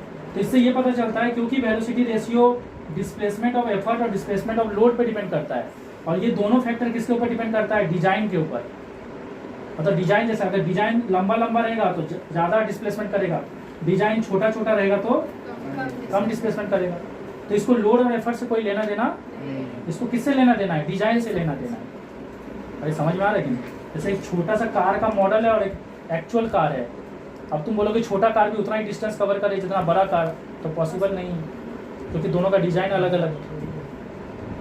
अरे समझ में आ रहा है कि नहीं? लेकिन हम लोग लोड और एफर्ट को चेंज कर सकते हैं। आप यहाँ पे लोड को भी चेंज कर सकते हो, पतला कपड़ा यूज कर सकते हो, मोटा कपड़ा यूज कर सकते हो।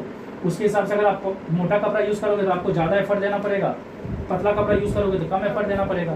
तो लोड और एफर्ट तो चेंज हो सकता है, लेकिन ये जो डिस्प्लेसमेंट है वो कभी चेंज नहीं हो सकता। पतला कपड़ा के लिए भी इतना ही डिस्प्लेसमेंट होगा, मोटा के लिए भी उतना ही। तो ये किसके ऊपर डिपेंड करता है? वेलोसिटी रेशियो मशीन का डिजाइन के ऊपर या शेप के ऊपर। तो इसलिए ये हमेशा कांस्टेंट रहता है।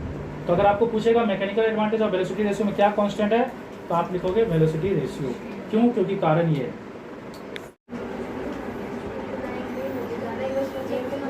तो देखो अभी हम लोग पढ़ेंगे block and tackle system.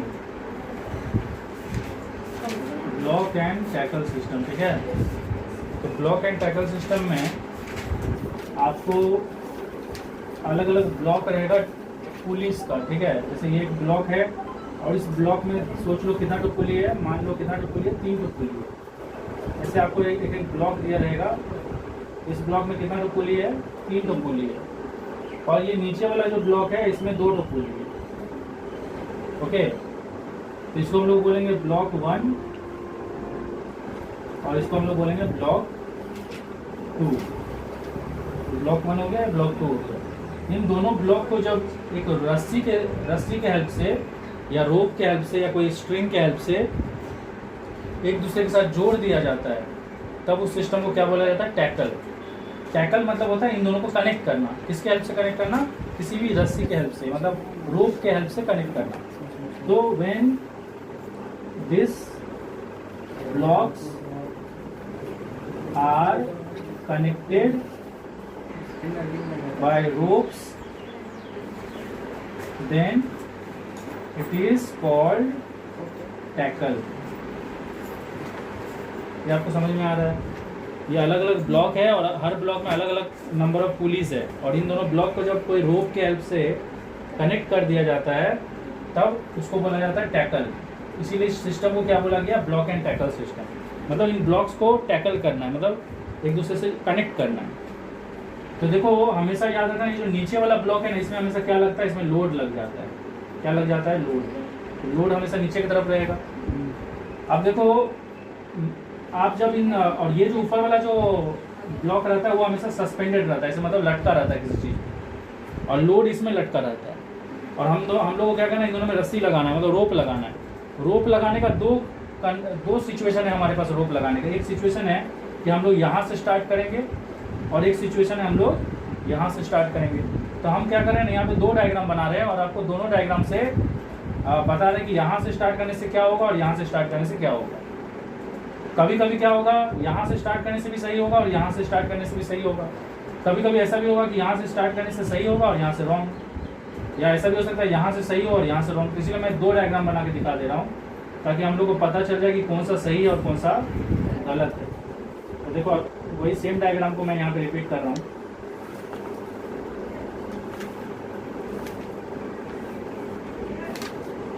Okay, तो यहाँ पे हमारा लोड लगा हुआ है। अभी मैं पहला डायग्राम में क्या कर रहा हूँ? यहाँ से स्टार्ट कर रहा हूँ, ठीक है। ये देखो यहाँ से स्टार्ट कर रहा हूँ, तो यहाँ से एक रोप आएगा और ये पहला वाला से होते हुए जाएगा, फिर इसका पहला वाला से होते हुए जाएगा, फिर इसका दूसरा वाला से होते हुए जाएगा, और इसका भी दूसरा वाला से होते हुए ऐसे जाएगा। लेकिन अब ये रॉन्ग क्यों हो गया? क्योंकि इसमें ये वाला पुली मिस हो गया। समझ में आ रहा है कि इसमें ये 4 पुली तो कवर हो गया, लेकिन ये वाला पुली मिस हो गया। और अगर आप इस रस्सी को इसके ऊपर से पास करते तो ये वाला पुली मिस हो जाता है। तो जहाँ पे मिस हो जा रहा है मतलब वो रॉन्ग है। अब मैं कहाँ से स्टार्ट किया था? यहाँ से स्टार्ट किया था, मतलब यहाँ से स्टार्ट किया था। अभी मैं कहाँ से स्टार्ट करूँगा, यहाँ से स्टार्ट करूँगा। तो ये आपको रफली चेक कर लेना है कि कहाँ से स्टार्ट करने से सही आ रहा है। ऐसा जरूरी नहीं कि यहाँ से स्टार्ट करने से हमेशा रॉन्ग ही आएगा। इस कॉम्बिनेशन के लिए रॉन्ग आया है। आपको दो दो पुली का भी कॉम्बिनेशन दे सकता है, एक ऊपर दो नीचे ऐसे भी दे सकता है, या दो ऊपर एक नीचे ऐसा भी दे सकता है। कभी हम लोग यहाँ से स्टार्ट किए थे तो हमारा रॉन्ग आया, तो हम लोग यहाँ से स्टार्ट करते हैं। तो यहाँ से हम लोग क्या जाएंगे, पहला पुली को कवर करेंगे। जैसे यहाँ से जब आए थे तो इधर नीचे का कवर करते हैं, यहाँ जाओगे तो ऊपर का पहला, फिर इसका भी पहला कवर होगा, फिर इसका दूसरा कवर होगा, इसका भी दूसरा कवर होगा, फिर ऐसे करके ये इसका तीसरा भी कवर हो गया। मतलब इसमें सारा का सारा पुली कवर हुआ है। यहाँ पे हमारा क्या काम करेगा, एफर्ट। अब बाकी रस्सी को खींचेंगे तो ये हर जगह क्या काम करेगा, टेंशन काम करेगा। ये चीज आपको समझ में आ रहा है, समझ में आया? तो अभी मुझे तो चीज बताओ, तो ये वाला डायग्राम क्या है, सही है। अब ये जो एफर्ट है इसको कितना तो टेंशन बैलेंस कर रहा है, एक ही टेंशन। यहाँ पे हम लोग लिखेंगे E=T। और ये जो लोड है, ये लोड जो है इसको कितना सारा टेंशन बैलेंस कर रहा है, ये तो बैलेंस नहीं कर रहा है क्योंकि ये उधर है, लेकिन ये सभी इसको बैलेंस कर रहा है। देखो एक टेंशन 2 3 4 5, तो इस लोड को टोटल 5 तो टेंशन बैलेंस कर रहा है। तो हमारा मैकेनिकल एडवांटेज का फॉर्मूला क्या होता है, लोड बाय एफर्ट। तो ये हो जाएगा 5T/T, तो ये आंसर आ जाएगा 5। ठीक है। तो आप अगर ऐसा प्रोसेस से जाओगे, टेंशन बनाओगे, फिर उसको काउंट करोगे, तो कभी कभी हो सकता है कंफ्यूजन हो जाए, आपसे मिस्टेक भी हो सकता है, या कभी कभी हो सकता है कि टाइम ज़्यादा लग जाए। समझ में आ रहा है कि नहीं? तो इसके लिए एक फॉर्मूला भी निकाल दिया गया है, मैकेनिकल एडवांटेज =N। जैसे हमारा पुली सिस्टम में था, मैकेनिकल एडवांटेज या वेलोसिटी रेशियो का फॉर्मूला था 2⁴N। समझ में आया कि नहीं? लेकिन यहाँ पे क्या फॉर्मूला दे दिया, N। N का मतलब, वहाँ पे था N का मतलब नंबर ऑफ मूवेबल पुली, और यहाँ पे N का मतलब है simply number of police. Movable नहीं, सिंपली पुलिस। तो उस हिसाब से अगर आप देखो कितना पुली है, 1 2 3 4 5, तो इसका आंसर डायरेक्टली कितना आ जा रहा है, 5 आ जा रहा है। और अगर लोड और एफर्ट का वैल्यू दिया हुआ नहीं है तो आपको क्या मान के चलना कि ये आइडियल सिस्टम है। तो आइडियल सिस्टम क्या होता है, आइडियल सिस्टम वो होता है जब आपका ये जो रस्सी है उसका वजन को नेग्लेक्ट किया जाता है, रस्सी और पुली के बीच में जो फ्रिक्शन है उसको भी नेग्लेक्ट किया जाता है। समझ में आया कि नहीं? यहाँ तक कि ये जो ब्लॉक है ना, उन ब्लॉक का भी वजन को क्या किया जाता है, नेग्लेक्ट किया जाता है। समझ में आया कि नहीं? तो हमारा आइडियल सिचुएशन अगर मैं लेके चलूँ, आइडियल सिचुएशन, तो आइडियल सिचुएशन में 3 चीज़ों को नेग्लेक्ट किया जाएगा, फ्रिक्शन बिटवीन रोप एंड पुली। दूसरा चीज हो गया weight of block neglected, weight of block को भी नेग्लेक्ट किया जाता है आइडियल सिस्टम में, और आपका वेट ऑफ रोप को भी नेग्लेक्ट किया जाता है। ये तीनों चीज को क्या किया जाता है, आइडियल सिस्टम में क्या किया जाता है, नेग्लेक्ट किया जाता है, मतलब इसको कंसीडर नहीं किया जाता है। तो जब आप आइडियल सिस्टम मानते हैं तो आपको पता है आइडियल सिस्टम में क्या होता है, मैकेनिकल एडवांटेज और वेलोसिटी रेशियो एक दूसरे से इक्वल हो जाता है। तो अगर मैकेनिकल एडवांटेज का वैल्यू N=N है तो वेलोसिटी रेशियो का भी वैल्यू क्या हो जाएगा, N। तो दोनों का वैल्यू इस केस में कितना आ जाएगा, 5। समझ में आ रहा है कि नहीं? क्योंकि दोनों मैकेनिकल एडवांटेज का फॉर्मूला क्या हो गया, =N हो गया ना, और आइडियल केस में ये दोनों इक्वल होता है। तो अगर ये 5 है तो ये भी कितना होगा, 5 ही होगा। और हम लोग को कैसे पता चलेगा, क्योंकि क्वेश्चन में मेंशन नहीं रहेगा कि आइडियल मशीन है। आपको पता कैसे चलेगा कि आइडियल मशीन है? आइडियल मशीन के लिए आप लोग हम बताए थे कि आपको लोड और एफर्ट का वैल्यू पहले से दिया हुआ नहीं रहेगा। तो अगर क्वेश्चन में सोच लो लोड और एफर्ट का वैल्यू दिया हुआ नहीं है तो आपको मान लेना कि आइडियल मशीन है, और उस केस में दोनों का वैल्यू आपको इसी फॉर्मूला से निकालना है, =N। मतलब सिंपली काउंट कर लेना है। ये चीज़ आपको समझ में आए तो इसको थोड़ा लिखिए, उसके बाद मैं आपको एक्चुअल केस होता तो क्या होता वही मैं बता दूँगा। तो देखो यहाँ पे आपको ना एग्जाम में ऐसे करके ही क्वेश्चन दिया जाएगा, ठीक है? क्वेश्चन पूरा ऐसा रहेगा, यहाँ तक ये लोड भी मेंशन नहीं रहेगा, और आपको बोला जाएगा कि पहले इसमें टैकल लगाओ, मतलब रस्सी लगाओ, फिर टेंशन को मेंशन करो, एफर्ट को मेंशन करो, लोड को मेंशन करो। अगर आप ये सबको मेंशन करोगे तो आपको हर चीज़ के लिए 1-1 मार्क मिलते जाएगा, मतलब टोटल 3 मार्क उसी में मिल जाएगा। तो हम लोग यहाँ से स्टार्ट किए थे तो सारा चीज़ कवर हो गया था ना, यहाँ से, तो उसी को हम फिर से एक बार कर दे रहे हैं। तो ये हमारा एफर्ट हो गया, बाकी आप इसमें टेंशन मेंशन कर देना, टेंशन मेंशन, और ये लोड यहाँ नीचे मेंशन कर देना। अगर सोच लो आइडियल इसको ideal block and tackle system कब मानेंगे, जब लोड और एफर्ट का वैल्यू दिया हुआ नहीं रहेगा। और जब लोड और एफर्ट का वैल्यू नहीं दिया रहेगा तो आपका मैकेनिकल एडवांटेज और वेलोसिटी रेशियो दोनों का वैल्यू इक्वल टू n आ जाएगा। तो n का वैल्यू हो गया नंबर ऑफ पुली, जो कि हो जाएगा आंसर 5 हो जाएगा। लेकिन अगर सोच लो इस क्वेश्चन में लोड का वैल्यू दिया हुआ है, मान लो लोड का वैल्यू दे दिया है 20 kgf और एफर्ट का वैल्यू दे दिया है 2 kgf। अगर लोड और एफर्ट दे दिया तो आपको इसको फिर कौन सा मशीन मान के चलना है, इसको आपको एक्चुअल मशीन मान के चलना है। और एक्चुअल मशीन में हम लोग जानते हैं कि मैकेनिकल एडवांटेज और वेलोसिटी रेशियो सेम नहीं होता है, बल्कि मैकेनिकल एडवांटेज वेलोसिटी रेशियो से कम होता है। तो ऐसा सिचुएशन में आपको वेलोसिटी रेशियो तो उसी फॉर्मूला से निकालना है, इक्वल टू n, जो कि हो गया 1 2 3 4 5 नंबर ऑफ पुली, जो कि 5 आ गया। लेकिन आपको मैकेनिकल एडवांटेज निकालना है L/E फॉर्मूला से। तो जब भी लोड और एफर्ट दिया रहेगा तो आपको उसको एक्चुअल मशीन मानना है, नहीं दिया रहेगा तो आपको उसको आइडियल मशीन मान के दोनों का वैल्यू सेम ही हो जाएगा उस केस में, मतलब उस केस में मैकेनिकल एडवांटेज भी उतना ही हो जाएगा। ये चीज़ समझ में आ रहा है कि यस सर। तो ये हो जाएगा 20/2 हो जाएगा 10, तो मैकेनिकल एडवांटेज 10 आ रहा है। फिर हो सकता है इस क्वेश्चन में आपको एफिशिएंसी निकालने भी बोल दे, तो एफिशिएंसी का फॉर्मूला आप लोगों को ऑलरेडी पता है, mechanical advantage by velocity ratio. अगर आप वैल्यू में निकालोगे तो ऐसे ही रहने देना, और अगर परसेंटेज में निकालोगे तो आपको यहाँ पे इंटू 100 करना पड़ेगा। तो इसका वैल्यू हो गया मैकेनिकल एडवांटेज का 10 और वेलोसिटी रेशियो का 5 इंटू 100, तो ये हो जाएगा 5 2 जा, ये हो जाएगा 200%। ये चीज़ आपको समझ में आ रहा है ना? ठीक है, इसको ये कर लेना। अब देखो हम लोग एक चीज़ ये भी जानते हैं कि एक्चुअल मशीन में कभी भी एफिशिएंसी ना 100% से ज़्यादा नहीं होता, बल्कि 100% से कम होता है। लेकिन मेरा आंसर यहाँ पे 200% आ गया। तो एक चीज़ याद रखना, यहाँ जो हम ये वैल्यू लिए ना, ये हम एक रैंडम वैल्यू लिए हैं, इसीलिए ऐसा आंसर आ रहा है। लेकिन आपको क्वेश्चन में जो वैल्यू दिया रहेगा उस वैल्यू के हिसाब से आपका एफिशिएंसी कभी भी 100 से ज़्यादा नहीं आएगा, 100 से कम ही आएगा। तो ऐसा मत सोचना कि अरे ये तो कुछ अलग ही लेवल का मशीन हो गया। तो ये हम अपना हिसाब से एक रैंडम वैल्यू लिए हैं समझाने के लिए। मेरे को मतलब मैं यहाँ पे सिर्फ ये समझाना चाहता हूँ कि लोड और एफर्ट दिया रहेगा तो आपको उसको एक्चुअल मशीन कंसीडर करना, आइडियल नहीं। तो देखो यहाँ पे कुछ चीज़ देखो, यहाँ पे कुछ ना अलग ही सिचुएशन आने वाला है, तो थोड़ा सा यहाँ पे ध्यान से देखना। यहाँ पे ये होने वाला है कि हम लोग यहाँ से भी स्टार्ट करेंगे ना तब भी सारा पुली कवर हो जाएगा, और हम लोग यहाँ से भी स्टार्ट करेंगे तब भी सारा पुली कवर हो जाएगा। तो ये चीज़ भी बहुत इंपॉर्टेंट है, इसको ध्यान से देखना। यहाँ पे नीचे में क्या लगता है, लोड लगता है, यहाँ पर लोड मेंशन कर देना ऐसे करके। और यहाँ पे मैं इस वाला डायग्राम में मैं यहाँ से स्टार्ट करने वाला हूँ, और ये वाला डायग्राम में मैं यहाँ से स्टार्ट करूँगा। ठीक है, तो देखो यहाँ से स्टार्ट किए, पहला कवर हो गया, इसका भी पहला कवर हो गया, इसका दूसरा कवर हो गया, इसका भी दूसरा, और ये हो गया हमारा एफर्ट, और यहाँ पे टेंशन टेंशन टेंशन, ये भी हो गया टेंशन, और ये भी हो गया टेंशन। तो इसमें ये वाला डायग्राम में आप देख सकते हो कि यहाँ पे जो एफर्ट है इसमें एक टेंशन ये डाउनवर्ड डायरेक्शन में दिख रहा है ना, और यहाँ पे क्योंकि सारा पुली कवर हुआ है तो ये डायग्राम करेक्ट है, इसको कोई रॉन्ग नहीं बोल सकता। लेकिन मैं इसमें कहाँ से स्टार्ट किया था, यहाँ से स्टार्ट किया था, और अभी मैं सेकेंड वाला डायग्राम में कहाँ से स्टार्ट करने वाला हूँ, नीचे से। तो यहाँ से स्टार्ट करूँगा तो ये देखो, इसको ले लिया, इसको भी ले लिया, इसको ले लिया, इसको भी ले लिया।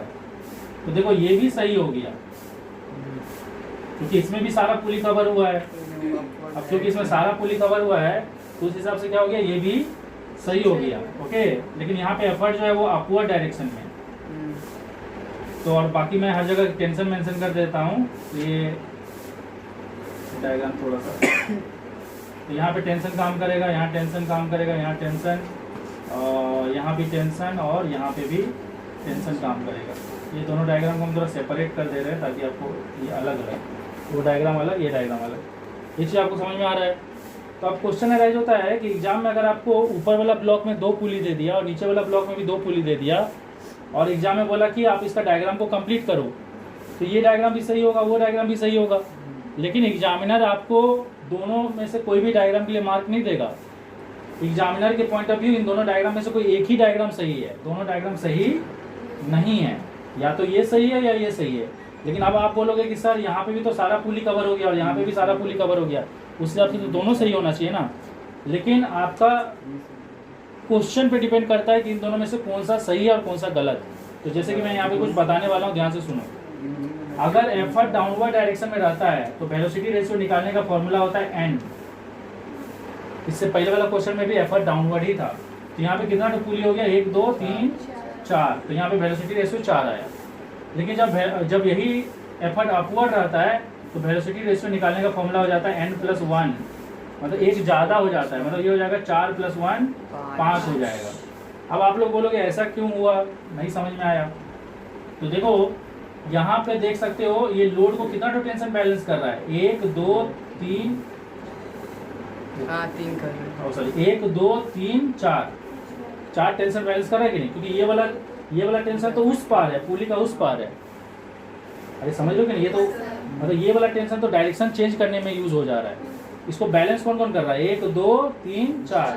तो यहाँ पे लोड जो है वो 4t के बराबर है और एफर्ट जो है वो 6t के बराबर है। तो अगर आप मैकेनिकल एडवांटेज निकालोगे तो आएगा लोड बाय एफर्ट जो कि हो जाएगा 4t/t, आंसर 4 आ रहा है। और अगर हम लोग आइडियल केस माने तो मैकेनिकल एडवांटेज और वेलोसिटी रेशियो क्या होता है, सेम होता है। तो देखो उस हिसाब से फॉर्मूला के हिसाब से जो आंसर आ रहा है वही आंसर आ रहा है। लेकिन यहाँ पे अगर आप देखोगे, यहाँ पे ध्यान से देखो, यहाँ पे ये टेंशन जो है वो इस एफर्ट के बराबर है, ये टेंशन इस एफर्ट के बराबर है, तो टेंशन और एफर्ट तो बराबर हो गया। लेकिन इस लोड को कितना सारा टेंशन बैलेंस कर रहा है, देखो ये भी ऊपर होकर बैलेंस कर रहा है, मतलब इसके ऊपर भी दबाव आ रहा होगा, इसके ऊपर भी दबाव आ रहा होगा, सेकंड वाला के ऊपर, इसके ऊपर भी दबाव आ रहा होगा, इसके ऊपर भी और इसके ऊपर भी आ रहा होगा, क्योंकि ये भी इसको खींच रहा है। यहाँ पे ये वाला टेंशन जो है वो इसको खींच नहीं रहा है, बल्कि वो डायरेक्शन को चेंज कर रहा है। तो यहाँ पे L जो है ना उसको 5 तो टेंशन बैलेंस कर रहा है, 1 2 3 4 5, ये 5t के बराबर हो जा रहा है। और यहाँ पे अगर आप मैकेनिकल एडवांटेज निकालोगे तो आएगा 5t/t, जो कि आंसर 5 आ रहा है, एक ज़्यादा आ रहा है। अरे समझ में आ रहा है कि नहीं। और आइडियल केस के हिसाब से जाएंगे तो वेलोसिटी रेशियो और मैकेनिकल एडवांटेज सेम होता है, तो वो इक्वल टू हो जाएगा 5, जो कि इसके बराबर आ रहा है। तो मैं यहाँ पे ओवरऑल आपको क्या बताना चाहता हूँ उसके ऊपर आप ध्यान दो।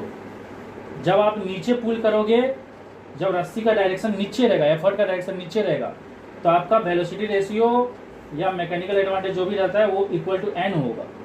और जब वही रस्सी ऊपर की तरफ रहेगा तो एक ज़्यादा होगा। तो अगर सोच लो क्वेश्चन में ऐसा, मतलब इस टाइप का क्वेश्चन आपको जब भी देगा जिसमें दोनों डायग्राम सही होने का चांसेस है, तो उस क्वेश्चन में पहले से ही आपको मेंशन रहेगा क्या, वेलोसिटी रेशियो। मतलब आपको बोला जाएगा कि एक ब्लॉक एंड टैकल सिस्टम है जिसमें 4 पुली है और उसका वेलोसिटी रेशियो 4 ही है। तो पहले से ही बोल दिया कि वेलोसिटी रेशियो 4 ही है, मतलब वेलोसिटी रेशियो किसके बराबर है, नंबर ऑफ पुली के बराबर है। तो आपको पहले से पता चल गया कि इसमें एफर्ट का डायरेक्शन क्या होना चाहिए, डाउनवर्ड। अरे समझ में आ रहा है। लेकिन अगर क्वेश्चन में दे दिया कि एक ब्लॉक एंड टैकल सिस्टम है जिसमें 4 पुली है लेकिन उसका वेलोसिटी रेशियो 5 आ रहा है, तो आपको पहले से समझ आना है कि इसमें एफर्ट का डायरेक्शन क्या होगा, ऊपर। तो उस केस में ये डायग्राम सही होगा और ये वाला डायग्राम रॉन्ग होगा। ये क्लियर हो गया ना। बाकी आइडियल और एक्चुअल तो क्लियर है। आइडियल तब होता है जब लोड और एफर्ट का वैल्यू दिया नहीं रहता है, और एक्चुअल कब होता है जब लोड और एफर्ट का वैल्यू दिया रहता है। तो कौन सा सिचुएशन में सही होगा, समझ में आया। तो इसी टाइप का हम एक क्वेश्चन करके आपको दिखा रहे हैं जो आपको बुक में दिया हुआ है। तो पॉज करो, ठीक है। तो हम क्वेश्चन अभी करने वाले हैं, एक्सरसाइज का क्वेश्चन है और हम क्वेश्चन रीड करने वाले हैं। ध्यान से सुनना क्वेश्चन क्या दिया है। और यहाँ पे ना हम 4 पॉसिबल डायग्राम बनाने वाले हैं ताकि आपका सारा डाउट ही क्लियर हो जाए। एक्चुअली उसमें से एक ही डायग्राम सही है, लेकिन हम 4 पॉसिबल डायग्राम क्यों बना रहे हैं, ताकि आपका दिमाग में जो भी कंफ्यूजन रहेगा वो क्लियर हो जाए। क्वेश्चन लिखा है block and tackle system has velocity ratio 3। और यहाँ पे बोल दिया है ब्लॉक एंड टैकल सिस्टम जिसका वेलोसिटी रेशियो कितना है, 3 है। आगे लिखा है draw a level diagram of system indicating the point of application and direction of load and effort.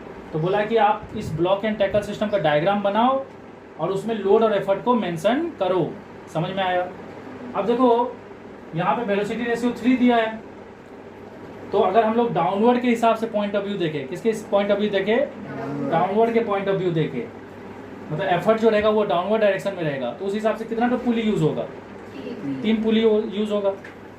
समझ में आया कि नहीं। और अगर हम लोग अपवर्ड के हिसाब से लेते तो कितना पुली यूज होता है, 2।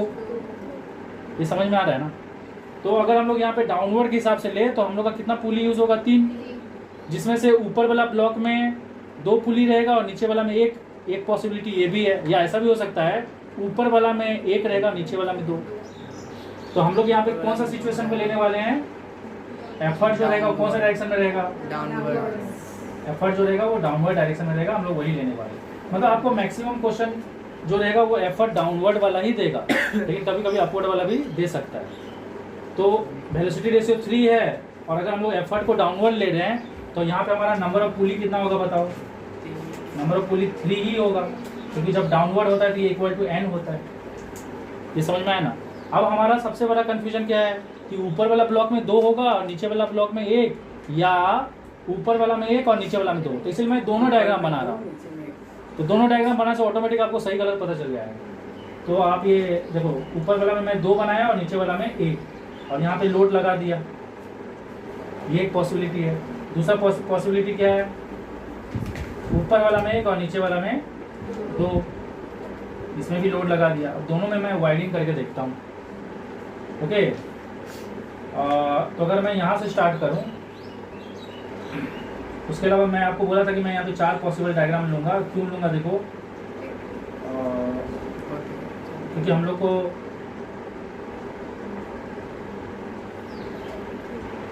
चार पॉसिबल डायग्राम लेके हम आपको बता दे रहे हैं। उसके बाद आपको उसमें से इसका भी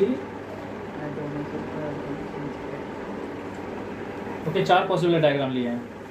इसमें से कोई एक ही डायग्राम सही होगा। अब देखो, मैं 4 पॉसिबल डायग्राम क्यों स्टार्ट लिया? क्योंकि हो सकता है मैं यहाँ से स्टार्ट करूँ, या हो सकता है मैं यहाँ से स्टार्ट करूँ। मुझे थोड़ी पता है कि कहाँ से स्टार्ट करने से सही आएगा। अरे जब हम लोग एग्जाम में चेक करेंगे रफ में, तो मैं यहाँ से भी चेक करूँगा या मैं यहाँ से भी चेक कर सकता हूँ। दोनों में से किसी एक जगह से चेक करूँगा ना, इसलिए 4 पॉसिबल ले लिए।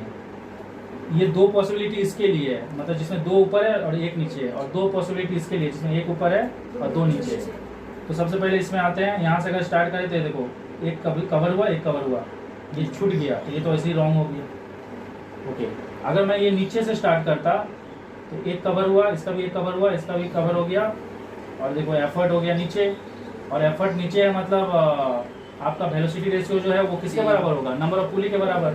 तो ये डायग्राम तो पूरा परफेक्टली सही हो गया। समझ में आया कि नहीं? मतलब मेरे को सही डायग्राम मिल चुका है, लेकिन हम लोग फिर भी इसको भी एक बार चेक कर लेते हैं। अगर मैं यहाँ से स्टार्ट करूँ तो एक कवर हुआ, इसका भी एक कवर हुआ, इसका भी एक कवर हो गया, मतलब इसमें भी सारा कवर हो गया।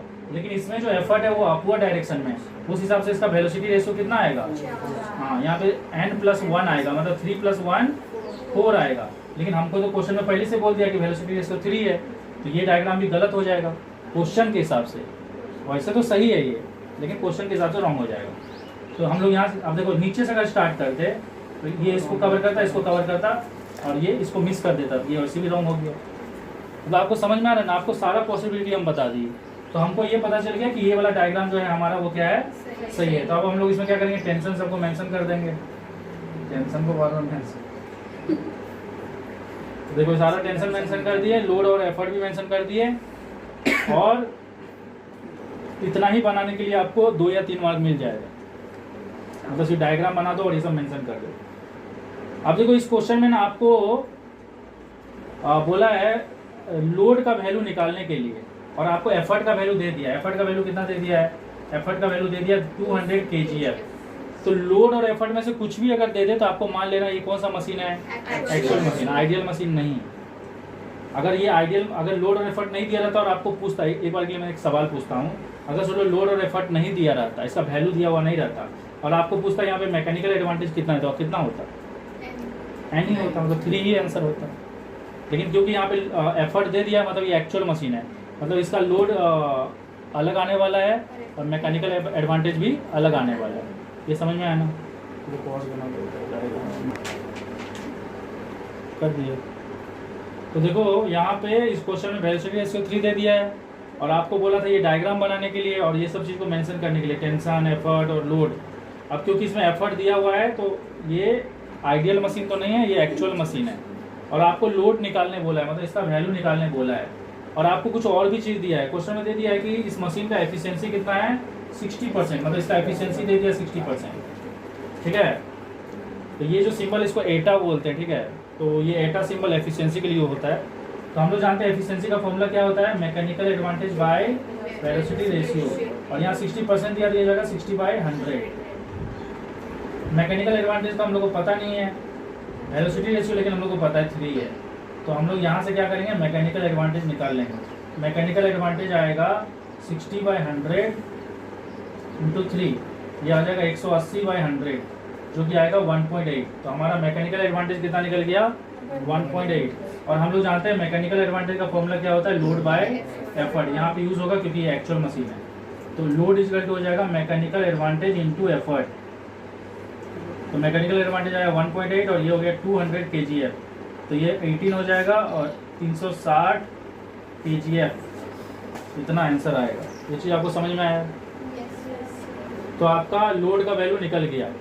अब नेक्स्ट क्वेश्चन में क्या लिखा है, क्वेश्चन में नेक्स्ट लिखा है कि आपको बताना है कि लोड कितना मूव करेगा ऊपर, लोड कितना ऊपर मूव करेगा जब हम लोग एफर्ट वाला रस्सी को कितना नीचे खींच देंगे, 60 सेंटीमीटर खींच देंगे। मतलब यहाँ पे डिस्प्लेसमेंट ऑफ एफर्ट दे दिया है, कितना दे दिया 60 सेंटीमीटर, और लोड का डिस्प्लेसमेंट दिया हुआ नहीं है, वो आपको निकालना है।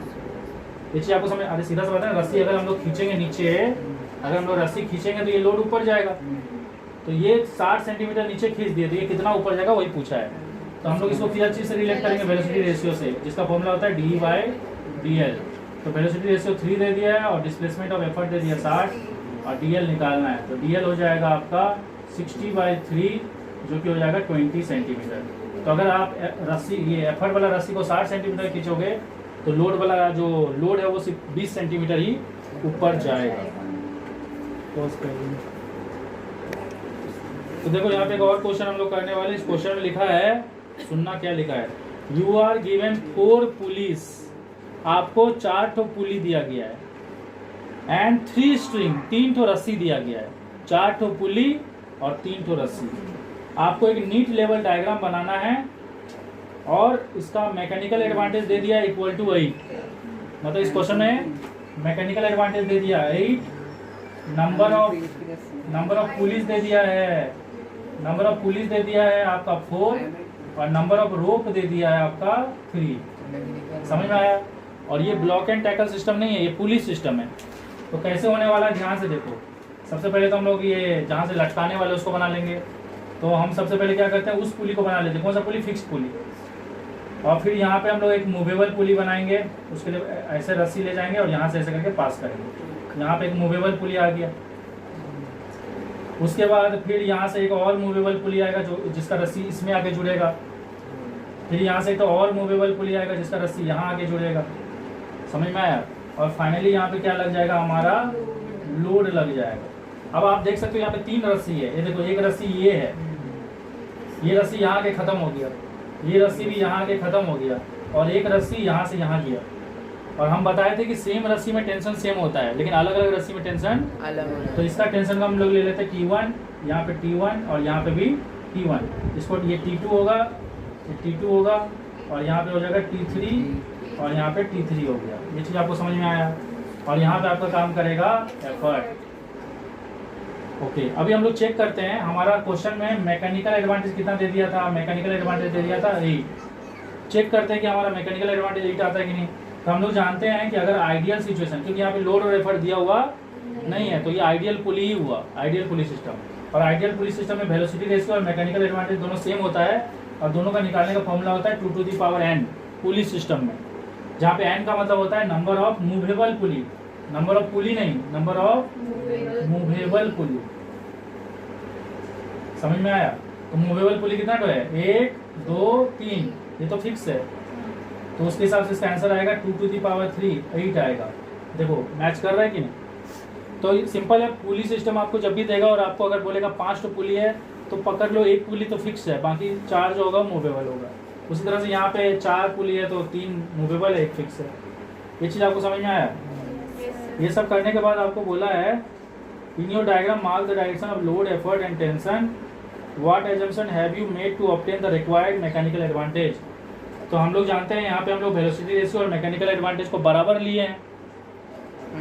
तो यहाँ पे बोला आप क्या एजम्पशन लिए, तो हम लोग ये एजम्पशन लिए कि ये पुली सिस्टम क्या है, आइडियल है। और आइडियल पुली सिस्टम में क्या क्या चीज़ को इग्नोर किया जाता है, रोप और पुली के बीच का फ्रिक्शन और पुली का वेट को भी इग्नोर किया जाता है। तो यहाँ पे भी वही लिखा है कि 3 movable pulley with 1 fixed pulley. यहाँ पे हम लोग 3 तो मूवेबल पुली लिए और 1 फिक्स पुली लिए। ये एक एजम्पशन लिए। दूसरा एजम्पशन लिए कि यहाँ पे कोई भी फिक्सन नहीं है और तीसरा एजम्पशन लिए यहाँ पे हम लोग इन सब का वेट को इग्नोर कर रहे हैं।